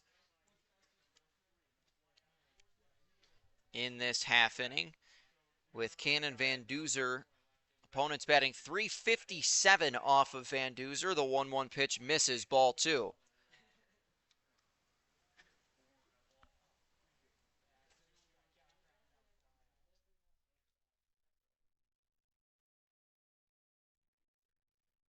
Pitch to Fournier. That misses, ball three. So, we talk a lot about the control issues that we sometimes see with batters coming into the game, or pitchers coming into the game cold out of the bullpen. And Grant Fournier has gotten himself ahead 3-1.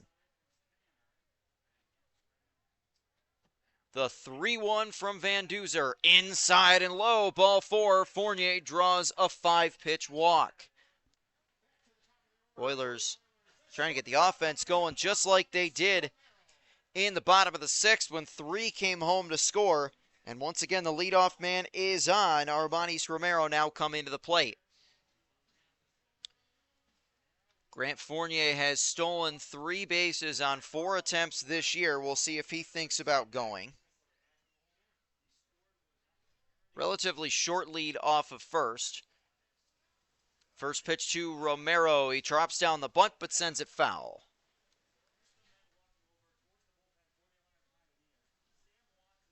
Romero flew out to center in the first inning. Grounded out in the third, singled and scored in the sixth.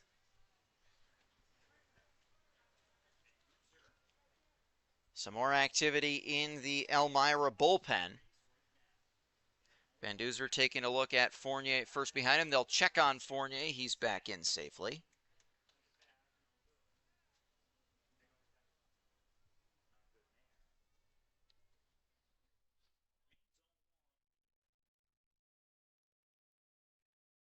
Again, still relatively short lead off of first for Fournier. The 0-1 from Van Duzer, again trying to drop down the bunt, and again sends it foul.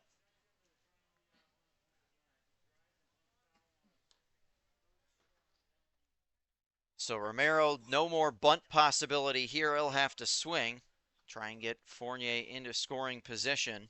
Fournier's got good speed. If you get a slow roller up the first base line, you might be able to avoid a double play. Base hit would be preferable, but Romero's going to be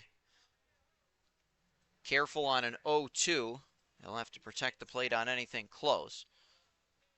0-2 pitch to him is low in the dirt.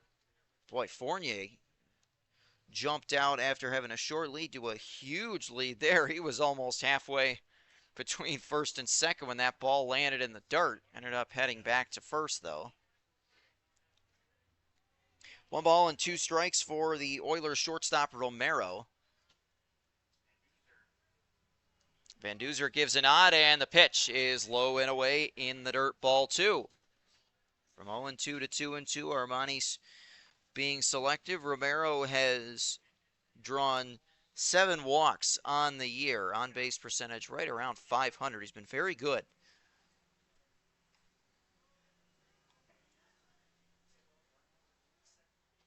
Two balls and 2 strikes. Fournier wandering just a little bit off that first base bag. The 2-2 to Romero. That one inside, and it hit him.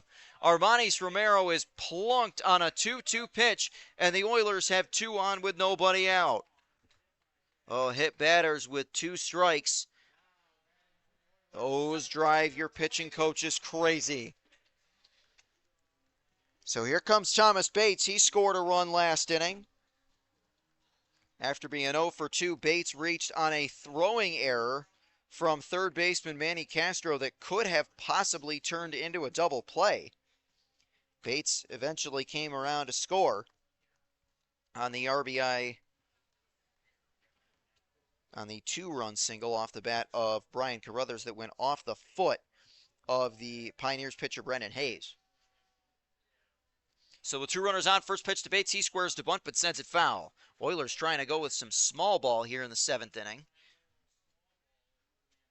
They've got one in scoring position and one with good speed at that with Grant Fournier, but would love to get, obviously, both over. Both Fournier and Romero run very well.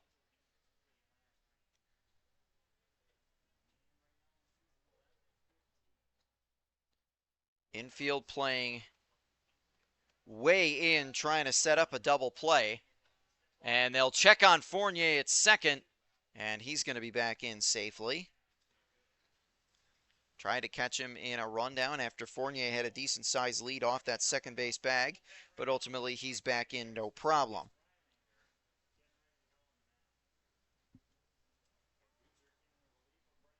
0-1 to Thomas Bates. The pitch from Van Duzer. Bates drops down a bunt. It's a good one. Slow roller. He might make it. He will.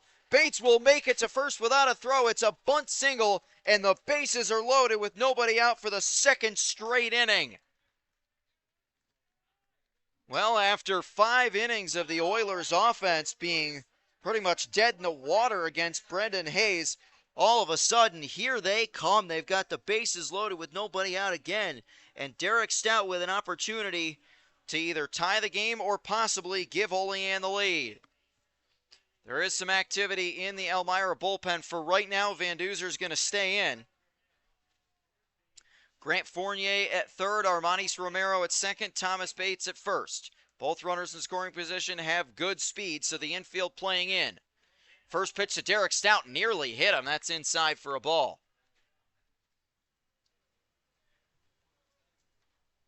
We've seen batters get hit by pitches with the bases loaded here before. A couple of years ago, the Oilers won a game on a walk-off hit by pitch. 1-0 to Stout, skipped in the dirt, ball 2.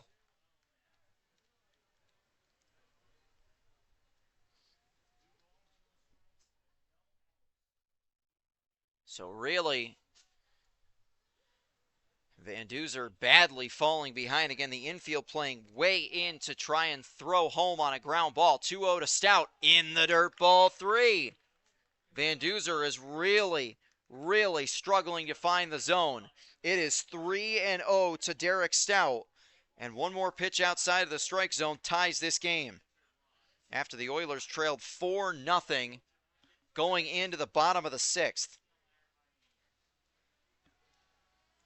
Van Duzer set. The 3-0 pitch to Stout. That one's a called strike. He had to throw one in the zone and did.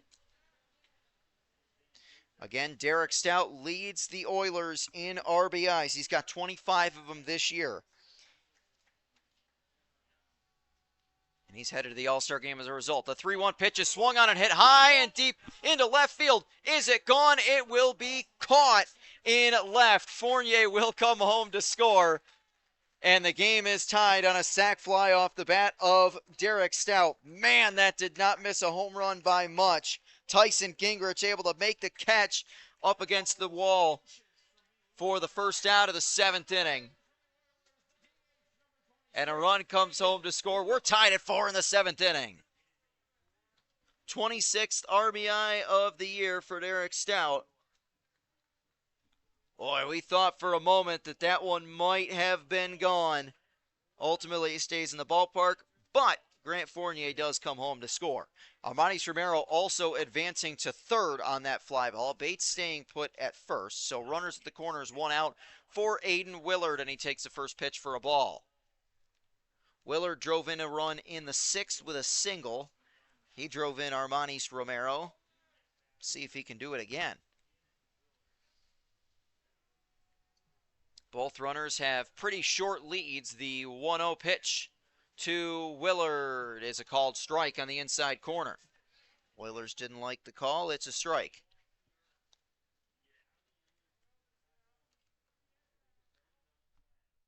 Armanis Romero at third, Thomas Bates at first.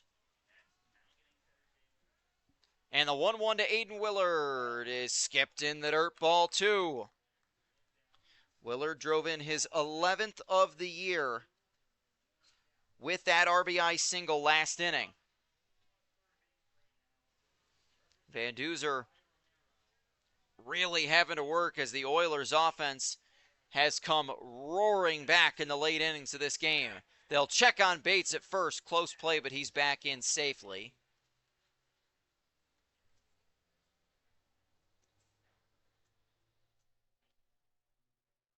Two and one the count on the DH Willard. In a lefty-righty matchup, a battle of the number 26s. The 2-1 to Willard, swung on and fouled back out of play.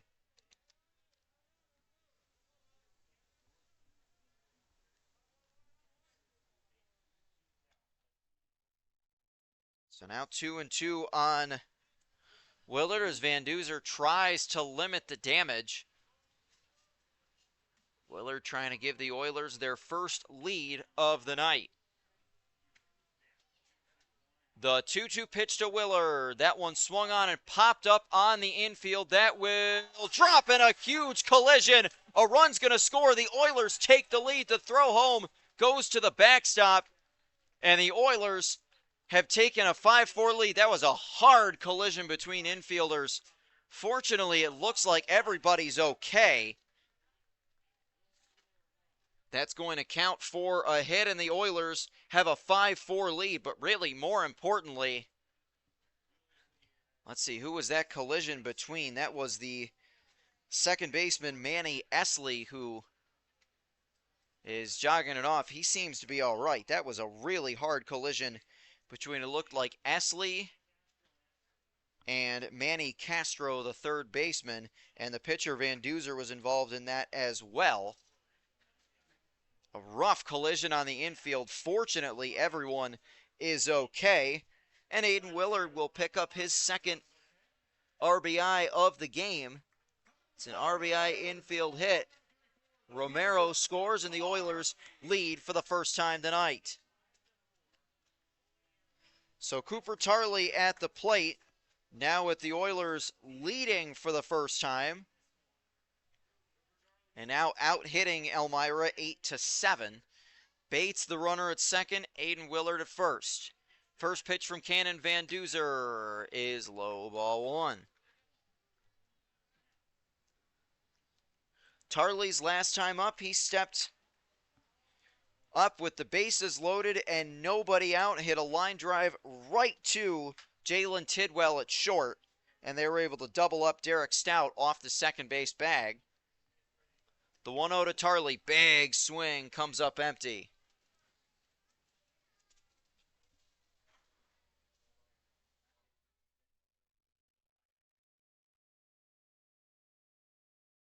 Thomas Bates, a solid lead off second base, both feet on the grass. As Van Duzer tries to figure out Cooper Tarley here. The 1-1, that skips in the dirt, goes back to the backstop. Both runners are going to advance. Bates to third and Willard to second. And a 2-1 count. This has been a tough inning for Elmira.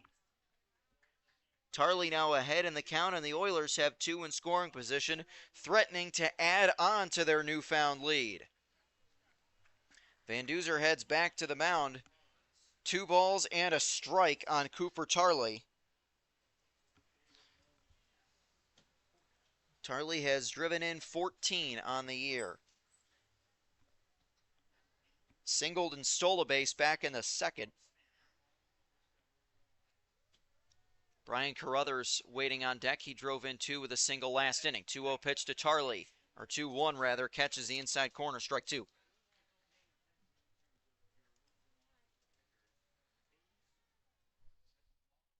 So Van Duzer trying to at least pick up that second out and get himself a little bit closer to getting out of this inning. 2 in scoring position behind him. And the 2-2 to Tarley. Low, ball 3.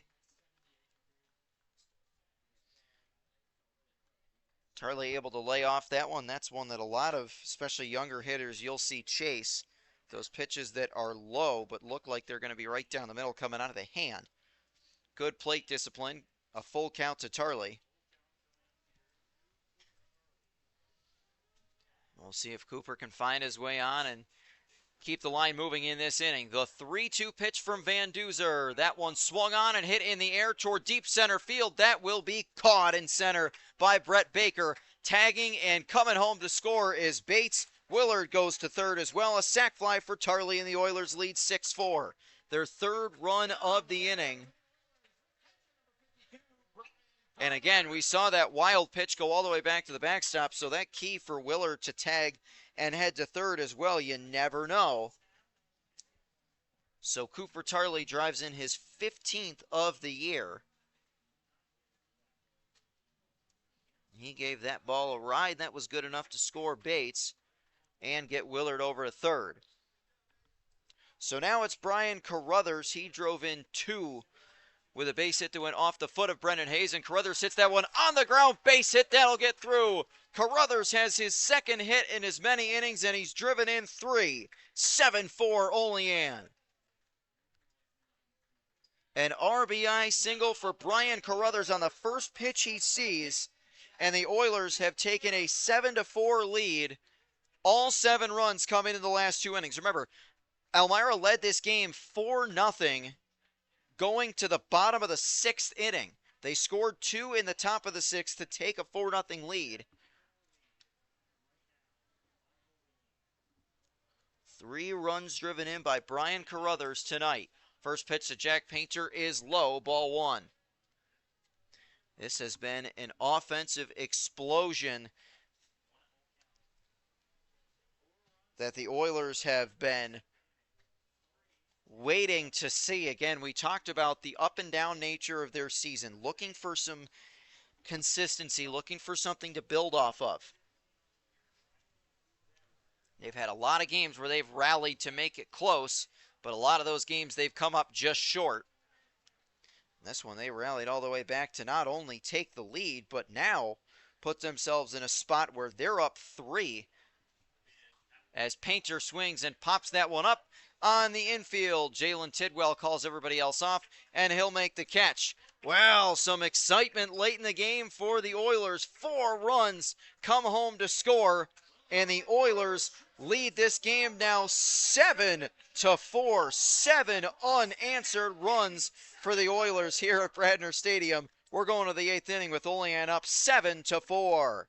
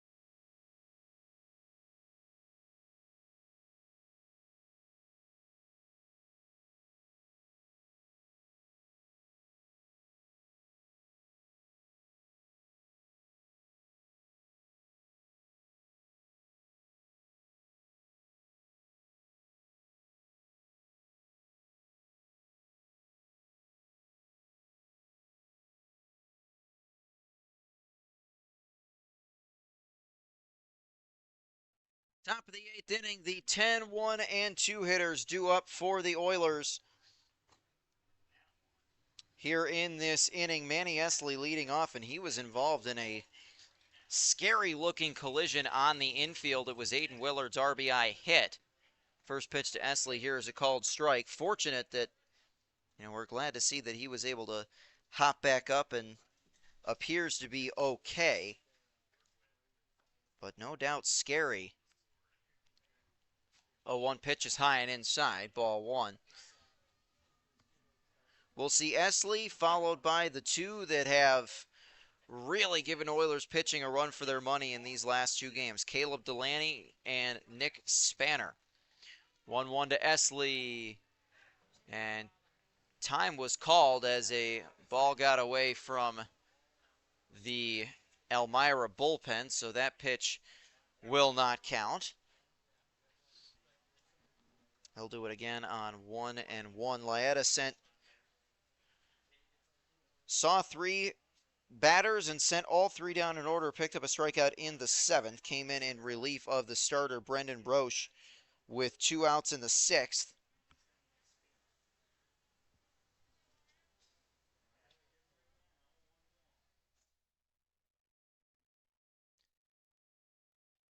So Chris trying to have a shutdown 8th inning as he did in the 7th. 1-1 pitch to Esley. Swing and a miss. Manny Esley 0 for 2 in the game tonight. Flew out in the 3rd and struck out in the 6th. The left-hander Laeta ahead on him. And the 1-2 pitch to Esley. Swing and a miss. He struck him out. Laeta has his 3rd strikeout already. 2nd strikeout for Manny Esley in the game. And the leadoff man set down in the top of the 8th.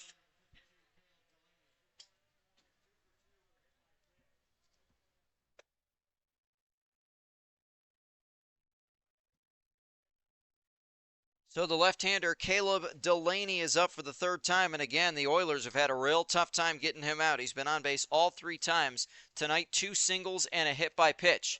First pitch to him, misses, ball 1.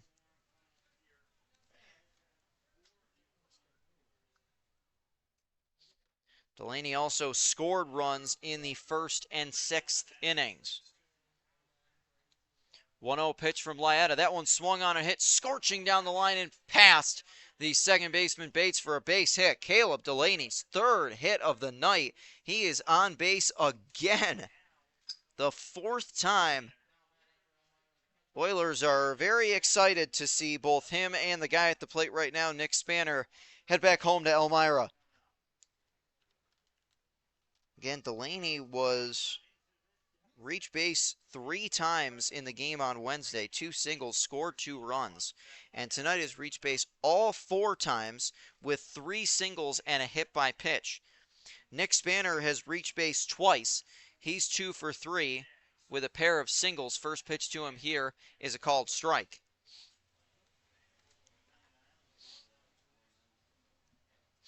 Spanner had a huge game on Wednesday here as well. An RBI triple, an RBI double, a walk, and a hit by pitch. And scored a couple runs as well. 0-1 just misses. And these two have really been the primary drivers of offense for Elmira in these last couple of games against the Oilers. Short lead off first for Delaney. The 1-1 pitch to Spanner is swung on a hit on a line and caught. And they've got Delaney in a rundown, but the throw goes away. The throw into right field, or rather that one was skipped. That one looked like it was hit on a line and caught, but ultimately did bounce. So that'll count as an E5. Could have potentially been an out at second. But ultimately now 2 on. Oilers commit their 2nd error of the game as Spanner reaches yet again. So 2 on and 1 out for the all-star center fielder Brett Baker. Baker's 0 for 3 tonight. And Baker hits this one deep to left. That one at the wall and drops. That is a fair ball. It dropped right on the line. Delaney will score. Spanner will hold at third. And it's an RBI double for Brett Baker, and it's 7-5. The All-Star Baker comes through, and that one dropped right on the line. Now the tying run in scoring position for Elmira. Oh, this game's about a thrill a minute. This has been an outstanding game, especially in the late going, and now they're going to have a meeting on the mound for Chris Laeta ahead of the cleanup hitter Manny Castro.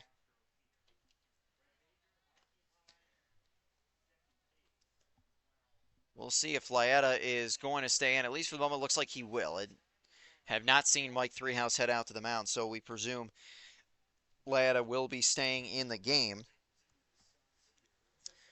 3 straight have reached. That one, I mean, the one hit by Baker, maybe a few inches away from being a foul ball.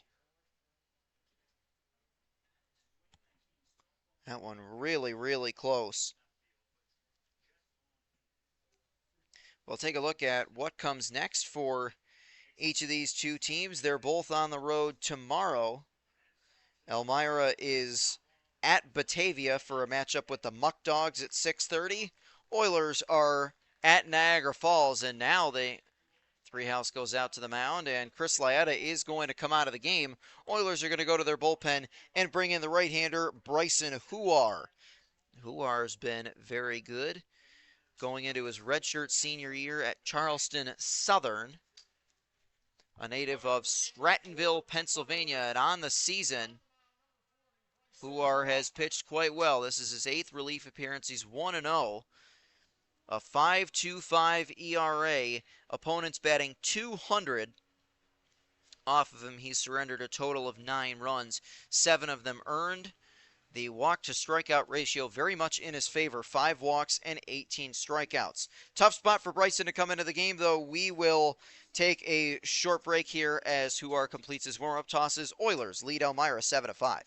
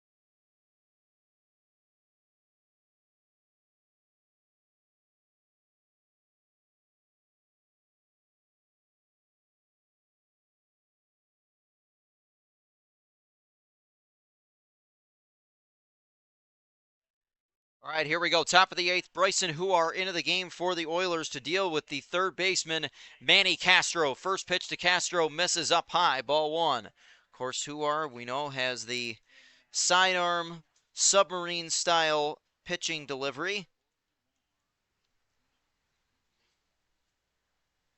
Runners at second and third and 1 out. And the 1-0 pitch to Castro, fouled back. So in the game, it's turned into quite the offensive showdown. Elmira 5 runs, 9 hits, 1 error.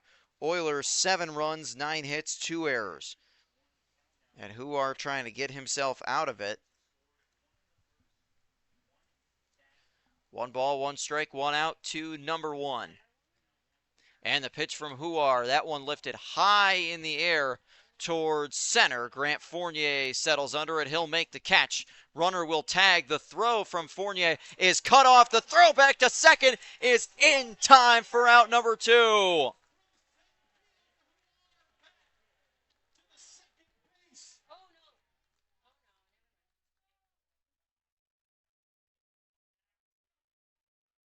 So the ball was caught out in center field by Fournier. And that tag out at second for out number 3. A double play. The run will score, but we will make our way to the bottom of the 8th. Elmira leading 7-6.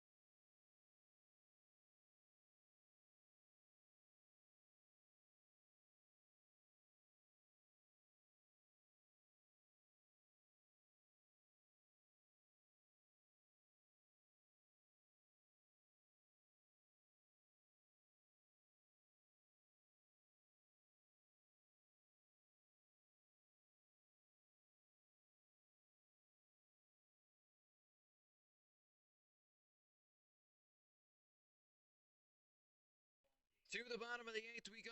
Oilers clinging to a 1-run lead after a double play ended the top of this inning. A fly out to Grant Fournier in center was out number 2. And that fly ball caught Brett Baker in a rundown between second and third. And the throw from Armanis Romero to Thomas Bates was in time to pick up out number 3. So we're going to the bottom of the 8th. And Braden Rader leading off the 8, 9, and 10 against a new arm on the mound for Elmira, the right-hander Lucas Rylander. We saw him pitch on Wednesday. First pitch to Rader is a strike. Rylander making his 9th pitching appearance of the year, an 8.2 ERA, 0-1. He has had one start. Opponents batting .338 off of him. 0-1 to Rader, fouled back. Again, remember, this game, Elmira led 4-0 going to the bottom of the 6th. Since then, the Oilers have outscored them 7-2. They had scored 7 unanswered before Elmira plated 2 in the top of the 8th. The 0-2 pitch to Braden Rader, swung on and hit off the mound. Rylander races to it, flips to first in time for the out. Nice recovery by Rylander to get the play for out number 1. Rylander knocked it down and was able to throw on to first. So the left fielder, Connor Vercoloni, comes to the plate. Vercoloni has had a nice game. He walked in the 3rd, doubled in the 5th, popped out in the 6th. Nobody on, 1 out against the right-hander, Rylander. He's the 3rd pitcher the Pioneers have used in the game.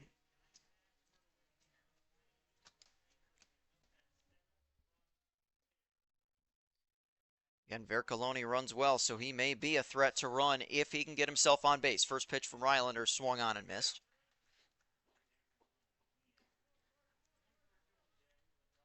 Taking a look at some of the other scores around the PGCBL while we get a chance. Bottom of the 8th inning in Jamestown, Batavia leading Jamestown 8-5 in a West Division matchup. 0-1 to Vercoloni is low and away. Bottom of the 7th inning in Newark, a high-scoring game. The Niagara Falls Americans lead the Newark Pilots 13-9.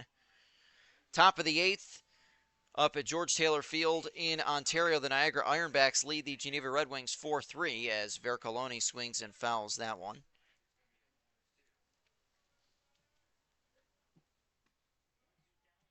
Top of the 7th inning in Boonville, the Boonville Lumberjacks trail the Amsterdam Mohawks 10-4. The 1-2 pitch to Vercoloni, up high, ball 2. Another team rallying from a deficit earlier in the game. We told you the Utica Blue Sox had a 5-0 lead over the Mohawk Valley Diamond Dogs. That lead has shrunk. Top of the 7th, Utica still leads, but it's an 8-6 score. 2-2 to Vercoloni, swung on and popped straight up in foul territory. That will go out of play. Bottom of the 6th inning in Glens Falls could potentially be heading towards 10-run rule territory there as the Socrates Stallions lead the Glens Falls Dragons 11-1. Bottom of the 10th in Auburn, the Auburn Doubledays have a non-league game tonight. They trail the Finger Lakes Lakers 3-2. That's a look at your out-of-town scoreboard. The 2-2 pitch to Vercoloni, low, ball 3. Vercoloni's been very selective at the plate. We'll see if he can keep that going and try and give the Oilers their first base runner of the 8th inning. The 3-2 pitch. Swing and a miss. He struck him out. Oilers have not struck out a whole lot tonight. That's only the 3rd strikeout of the game for any Oiler batter, and the first for Lucas Rylander as Vercoloni is set down for out number 2. Grant Fournier coming to the plate. Fournier advanced a runner on a sacrifice bunt back in the 3rd. Grounded out in the 5th. Walked and scored in the 7th. He led off the bottom of the 7th with a walk and came home to score. So 2 outs and nobody on. First pitch to Fournier. That one just misses. Ball 1. Oilers have not been set down in order in the game. Fournier trying to keep that streak alive. The 1-0 from Rylander is just missed. Ball 2. Again, another one that didn't miss by much. One of the things that Fournier has really excelled with at the plate has been his eye. He's done a great job. He's not been swinging at anything outside of the zone. The 2-0 pitch is fouled back.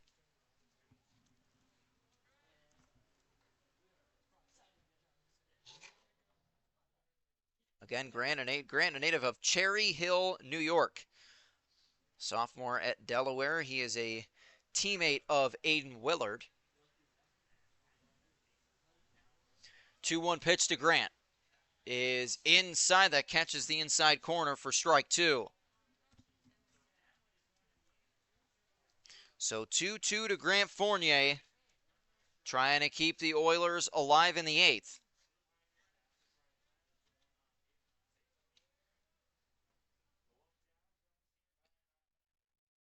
Rylander has the look. The 2-2 to Fournier. That one swung on and pulled down the line. Just foul. Grant got a good piece of contact with it, but just pulled that one a little bit too far foul.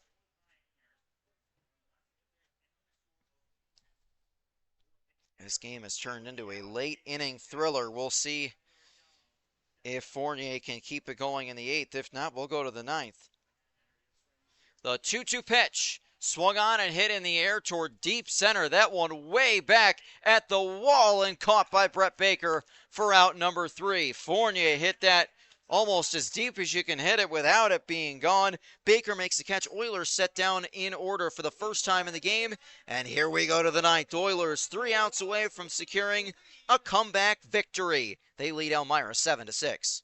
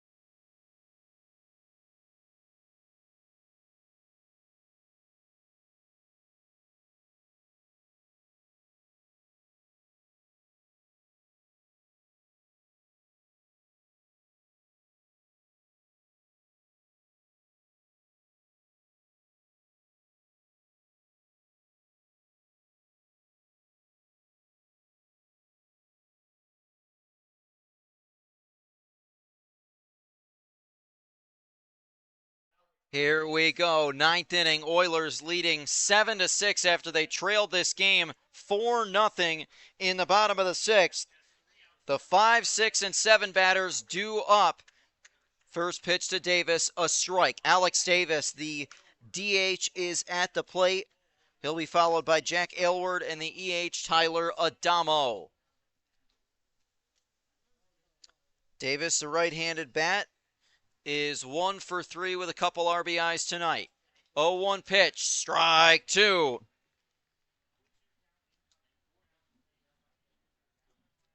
Davis grounded into a double play in the first, popped out in the fourth, drove in 2 with a single in the 6th.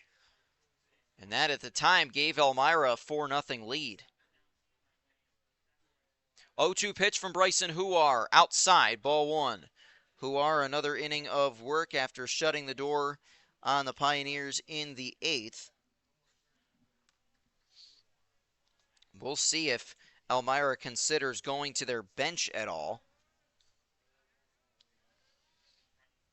1 ball and 2 strikes. The pitch from Huar. That one swung on and hit on the ground. Thomas Bates bobbles, can't fight it, turns, throws to first, and not in time. Bates thought for sure he had it. And ultimately not in time. That's going to go down as an infield single, and the leadoff man on in the 9th. Bates thought he had him, but Davis able to use his speed. That one knocked down by Bates, and able to recover enough to get the throw off to first, but Davis just beating that throw down the line. So Jack Aylward at the plate. He's looking to turn around an 0 for 3 night. First one to Aylward is in the dirt, ball 1. That infield single by Davis, the 10th hit of the game for the Pioneers. Oilers have 9. Jack Aylward flew out in the 2nd, popped out in the 5th, struck out in the 6th. The 1-0 from Huar, inside, that backs him up off the plate, ball 2. Bryson's got to be careful.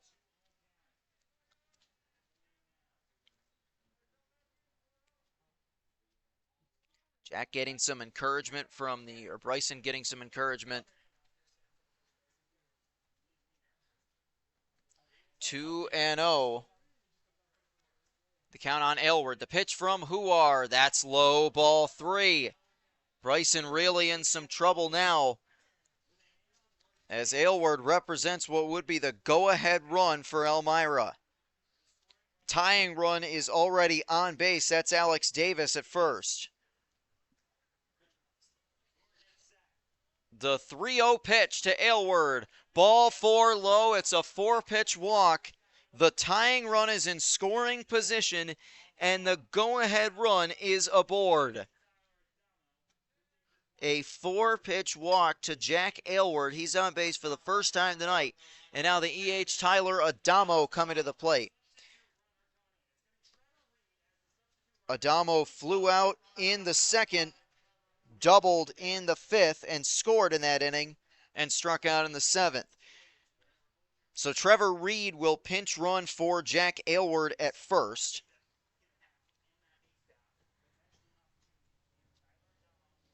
Davis at second, Reed at first. Tyler Adamo at the plate, who are trying to shut the door on an Oilers comeback attempt. Adamo squares to bunt. First pitch is a strike. Infield charging in. Tyson Gingrich on deck for Elmira. Infield playing way in. We do have a defensive replacement for the Oilers. Christo Hunsaker is in the game at first. He's gone way in to try and get to the bunt. The 0-1 pitch misses for ball one. So again, Christo Hunsaker is in the game at first for the Oilers. Hunsaker brought in as a defensive replacement for Jack Painter. Hunsaker playing way in. Huar gives a look back. The 1-1 pitch. Low, ball 2. Not squaring to bunt that time.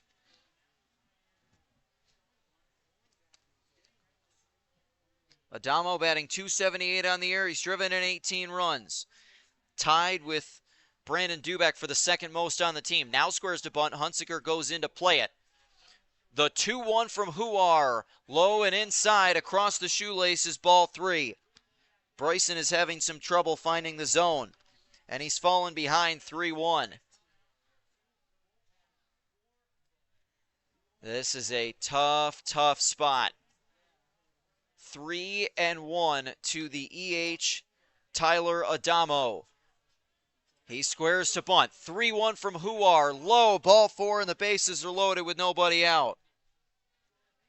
Elmira rallying in the top of the ninth after back-to-back walks. That one a 5-pitch walk. Huar's last 9 pitches, only 1 has been a strike. And the bases are loaded, and they'll come in to have a conversation with Huar. And that may be it for Bryson Huar. They may go to their bullpen. This is a rough spot for any reliever to come in. Meeting on the mound. So we'll see what Mike Threehouse decides to do with the Oilers still clinging to a 1-run lead, but Elmira has the bases loaded and nobody out. And they're going to depart, and the Oilers are going to stick with Bryson Huar. Bryson will stay in the game as all 3 runners head back to their respective spots on the base paths. Alex Davis at third. The pinch runner Trevor Reed at second. Tyler Adamo at first with Tyson Gingrich at the plate. Gingrich 0 for 3, a strikeout and a couple of groundouts.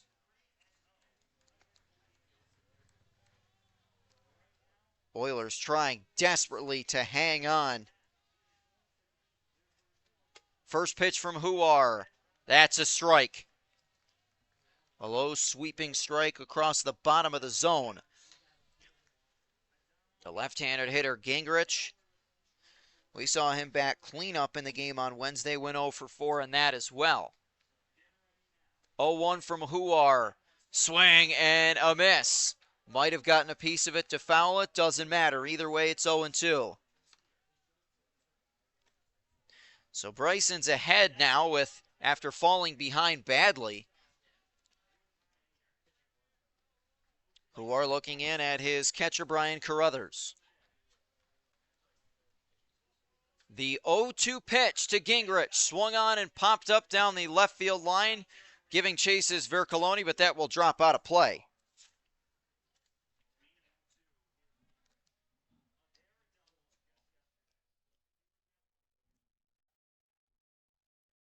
So again, 0-2. With nowhere to put Tyson Gingrich. Bryson ahead on him, trying to pick up the first out of the ninth inning. The 0-2 pitch from Huar, low, ball one. Try to get him to chase on one that was low. Jalen Tidwell, the shortstop, waiting on deck for the Pioneers. If you can get a strikeout here, double play could win you the game. The 1-2 pitch to Gingrich. Got a piece of it, stayed alive. Gingrich just gets a piece of it. This has been quite the game between the Pioneers and the Oilers. Elmira has been a thorn in Olean's side all year. Team they have just not been able to beat this season.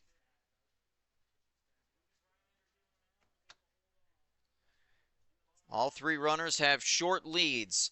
The 1-2 pitch to Tyson Gingrich. Low, ball two.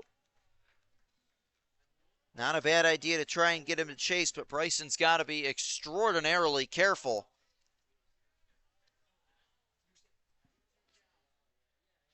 You could throw another one to get him to chase, but then you put yourself in a position where you have to throw one in the zone. 2-2 pitch. Swung on and lifted high in the air toward deep center field. Fournier going back. He'll reach up and make the catch for out number one. Tagging and coming home to score is Alex Davis, and a sac fly ties the game at 7. A somewhat tolerable outcome considering some of the alternatives, but Elmira has tied the game. So we will see a bottom of the ninth regardless. Gingrich with a long, loud sacrifice fly, the first out of the inning. Drives home Davis and sends the pinch runner Reed to third. Now Jalen Tidwell, the shortstop. By the way, for Gingrich, that is his 10th run driven in this year. We are now tied at 7. Runners at the corners, 1 out. Bryson Huar not out of the woods yet. First one here to Tidwell. Swung on and hit on the ground. That's going to get through for a base hit, and the Pioneers take the lead. Tidwell an RBI single to left. Reed comes home to score, and Elmira has staged a rally of their own to take an 8-7 lead. Now the 10-spot hitter, Esley, or we'll see if they're going to go to their bench. Looks like they will. First and second, 1 out, and the Pioneers now lead this game 8-7. Back and forth we've gone in the late innings of this one. This has been a thriller on a Friday night at Bradner Stadium. First one here from Bryson Huar is inside. So Brandon Dubeck is the man at the plate. We saw him behind the plate here on Wednesday. Huar standing in, trying to get out of this. The 1-0 pitch, swing and a miss. Might have fouled that away.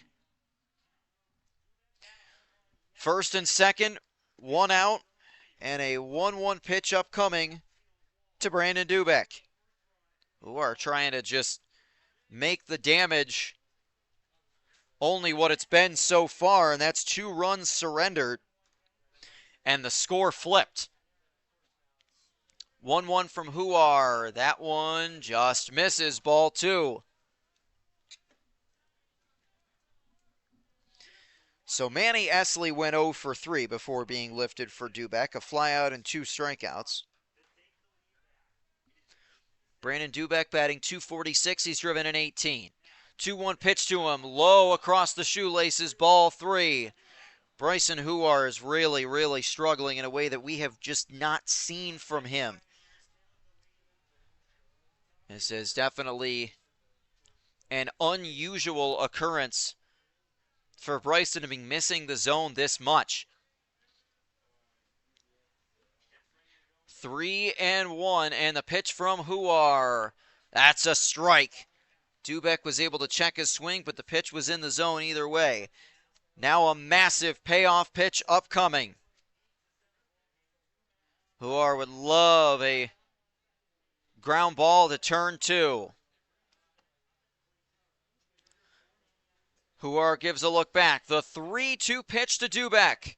That one swung on and hit out to right over the glove of Bates, a base hit. They will stop Adamo at third. It's a base hit to move everybody up, and the line continues to move. 12 hits for Elmira, and the bases are loaded again for the leadoff man, Caleb Delaney. And every Oilers fan right now is thinking, oh no, with this guy coming to the plate. Delaney has just absolutely destroyed Oilers pitching in the last 3 days. And I think this is going to be it for Bryson Huar. It is. Huar is going to exit after a rough 9th inning. Give him credit. He was able to put out the fire in the 8th, but a fire of his own in the 9th, and he's got it apart. And the Oilers are going to bring in Aiden Coburn to try and limit the damage. He'll complete his warm-up tosses. We're in the top of the 9th. Oilers down 8-7.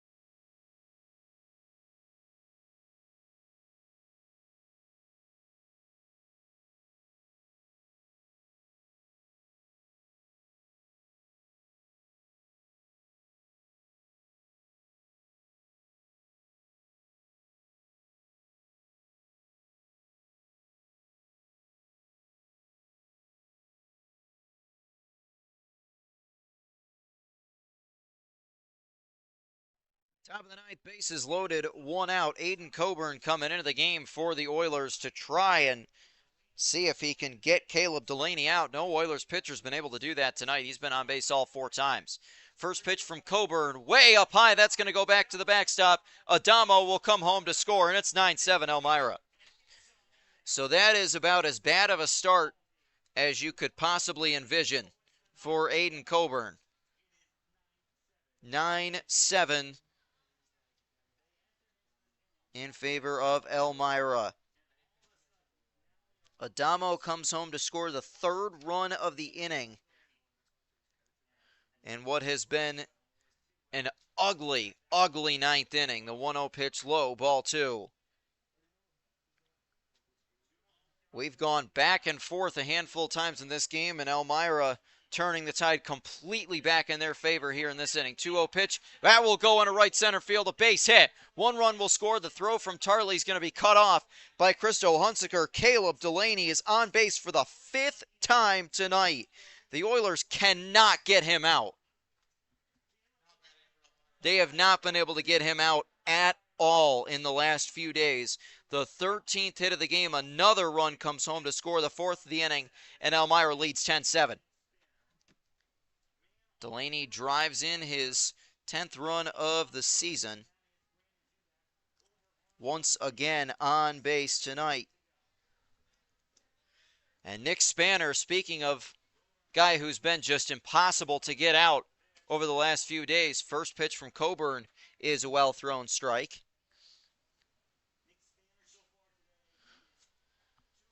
Well, the way we've seen this game go back and forth, it's certainly not over. But the Oilers lineup's going to have a lot of work to do in the bottom of the ninth. 0-1 pitch to Spanner, skips in the dirt. That's going to go back to the backstop. And another run will come home to score. 2 runs have scored on wild pitches, 5 runs in, and the wheels are coming off the Oilers' bus in the ninth inning. This has been just a brutal, brutal ninth inning. Not a whole lot to say really other than that. 1-1 on Nick Spanner, and the pitch from Coburn. That one popped up in foul territory off the third base side. Christo Hunsaker will watch that go out of play.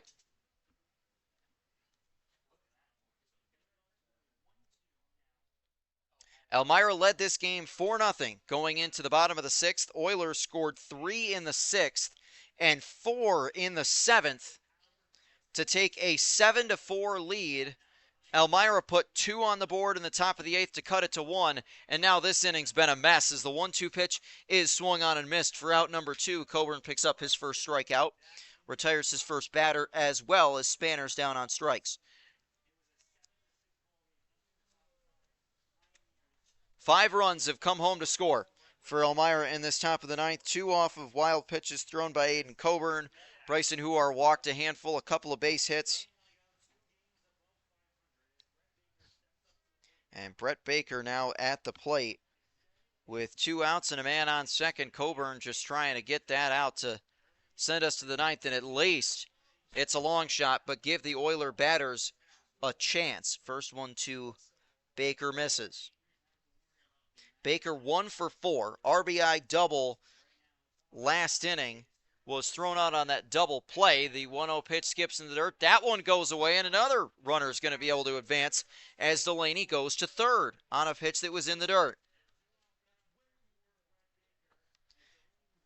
This has just been not pretty in every sense of that being a phrase in this 9th inning. This has been one of the uglier innings we've seen from this team this season. The 2-0 pitch from Coburn is way inside. That one not close at all, and it's ball 3. So Coburn behind 3-0 on Brett Baker with Caleb Delaney over at third.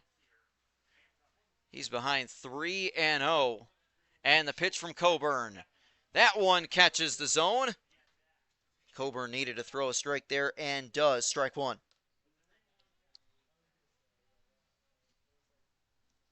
But still behind, so Coburn's got to be careful. The 3-1 pitch, that one swung on and chopped foul. So now a big-time payoff pitch, and we'll see if Aiden can throw a good one to get himself out of this here and bring the Oilers' bats up for a potential chance at a comeback in the bottom of the 9th. Remember, they've come back from more in some games earlier this season. 3-2 pitch from Coburn is hit in the air toward left field. Vercoloni is there. He will make the catch to finally put an end to what was a miserable 9th inning for the Oilers. 5 runs come home to score. 7 runs have scored for Elmira in the last 2. Oilers are going to the bottom of the 9th down 11-7.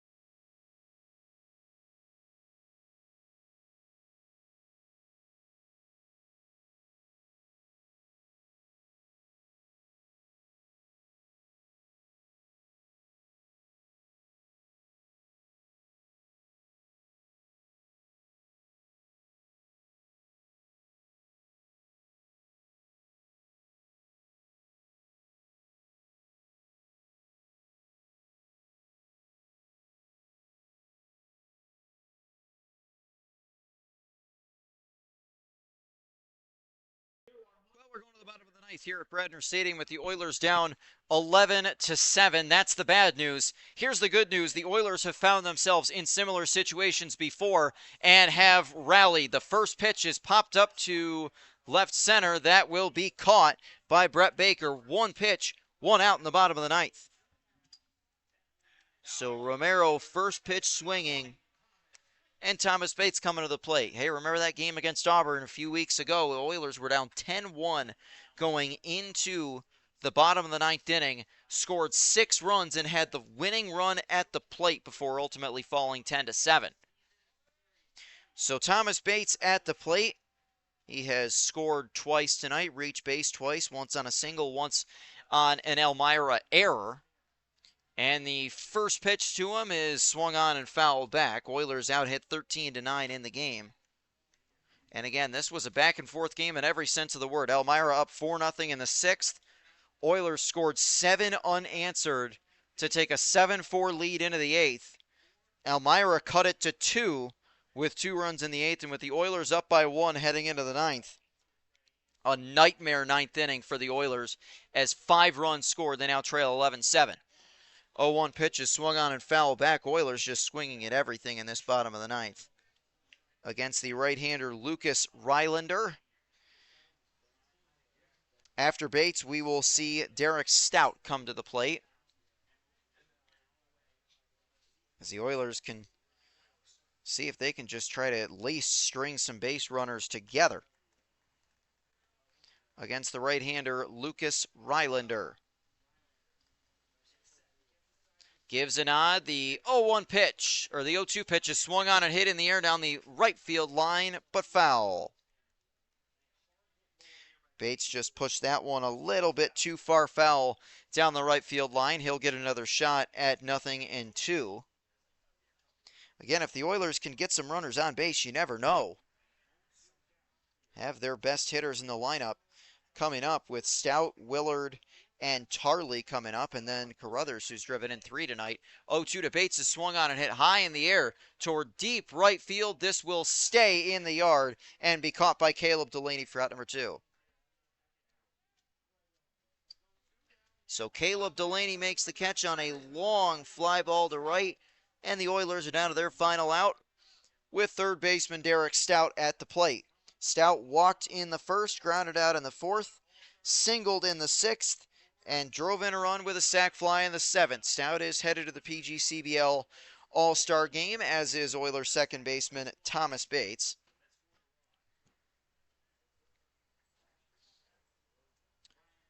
Oilers no room for error, down to their last out. First pitch to Derek Stout is high and inside, ball 1.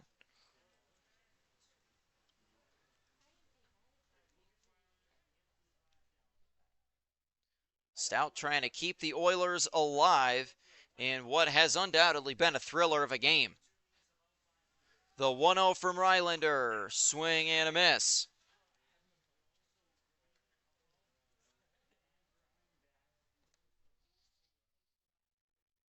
A big swing from Derek Stout and ultimately comes up empty.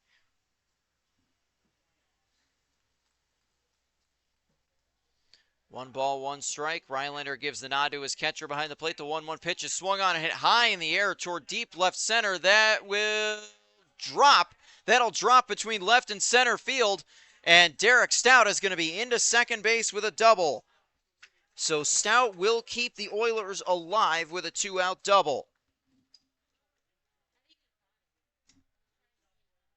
And the Elmira fielders are trying to say that he caught it. Brett Baker's trying to tell the umpires that he caught the ball. Again, hard to see out there. That's where the shadows kind of get to it. So we'll see what the discussion is here.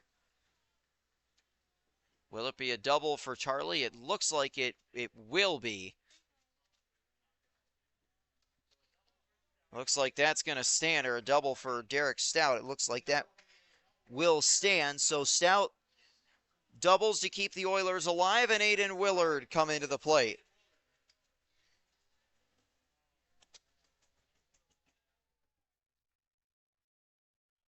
Pioneers outfield playing shallow. Now they'll retreat back to their normal spots. Aiden Willard trying to keep things moving and at least maybe get a hit to drive in Derek Stout. First one to Willard. Just misses. Ball one.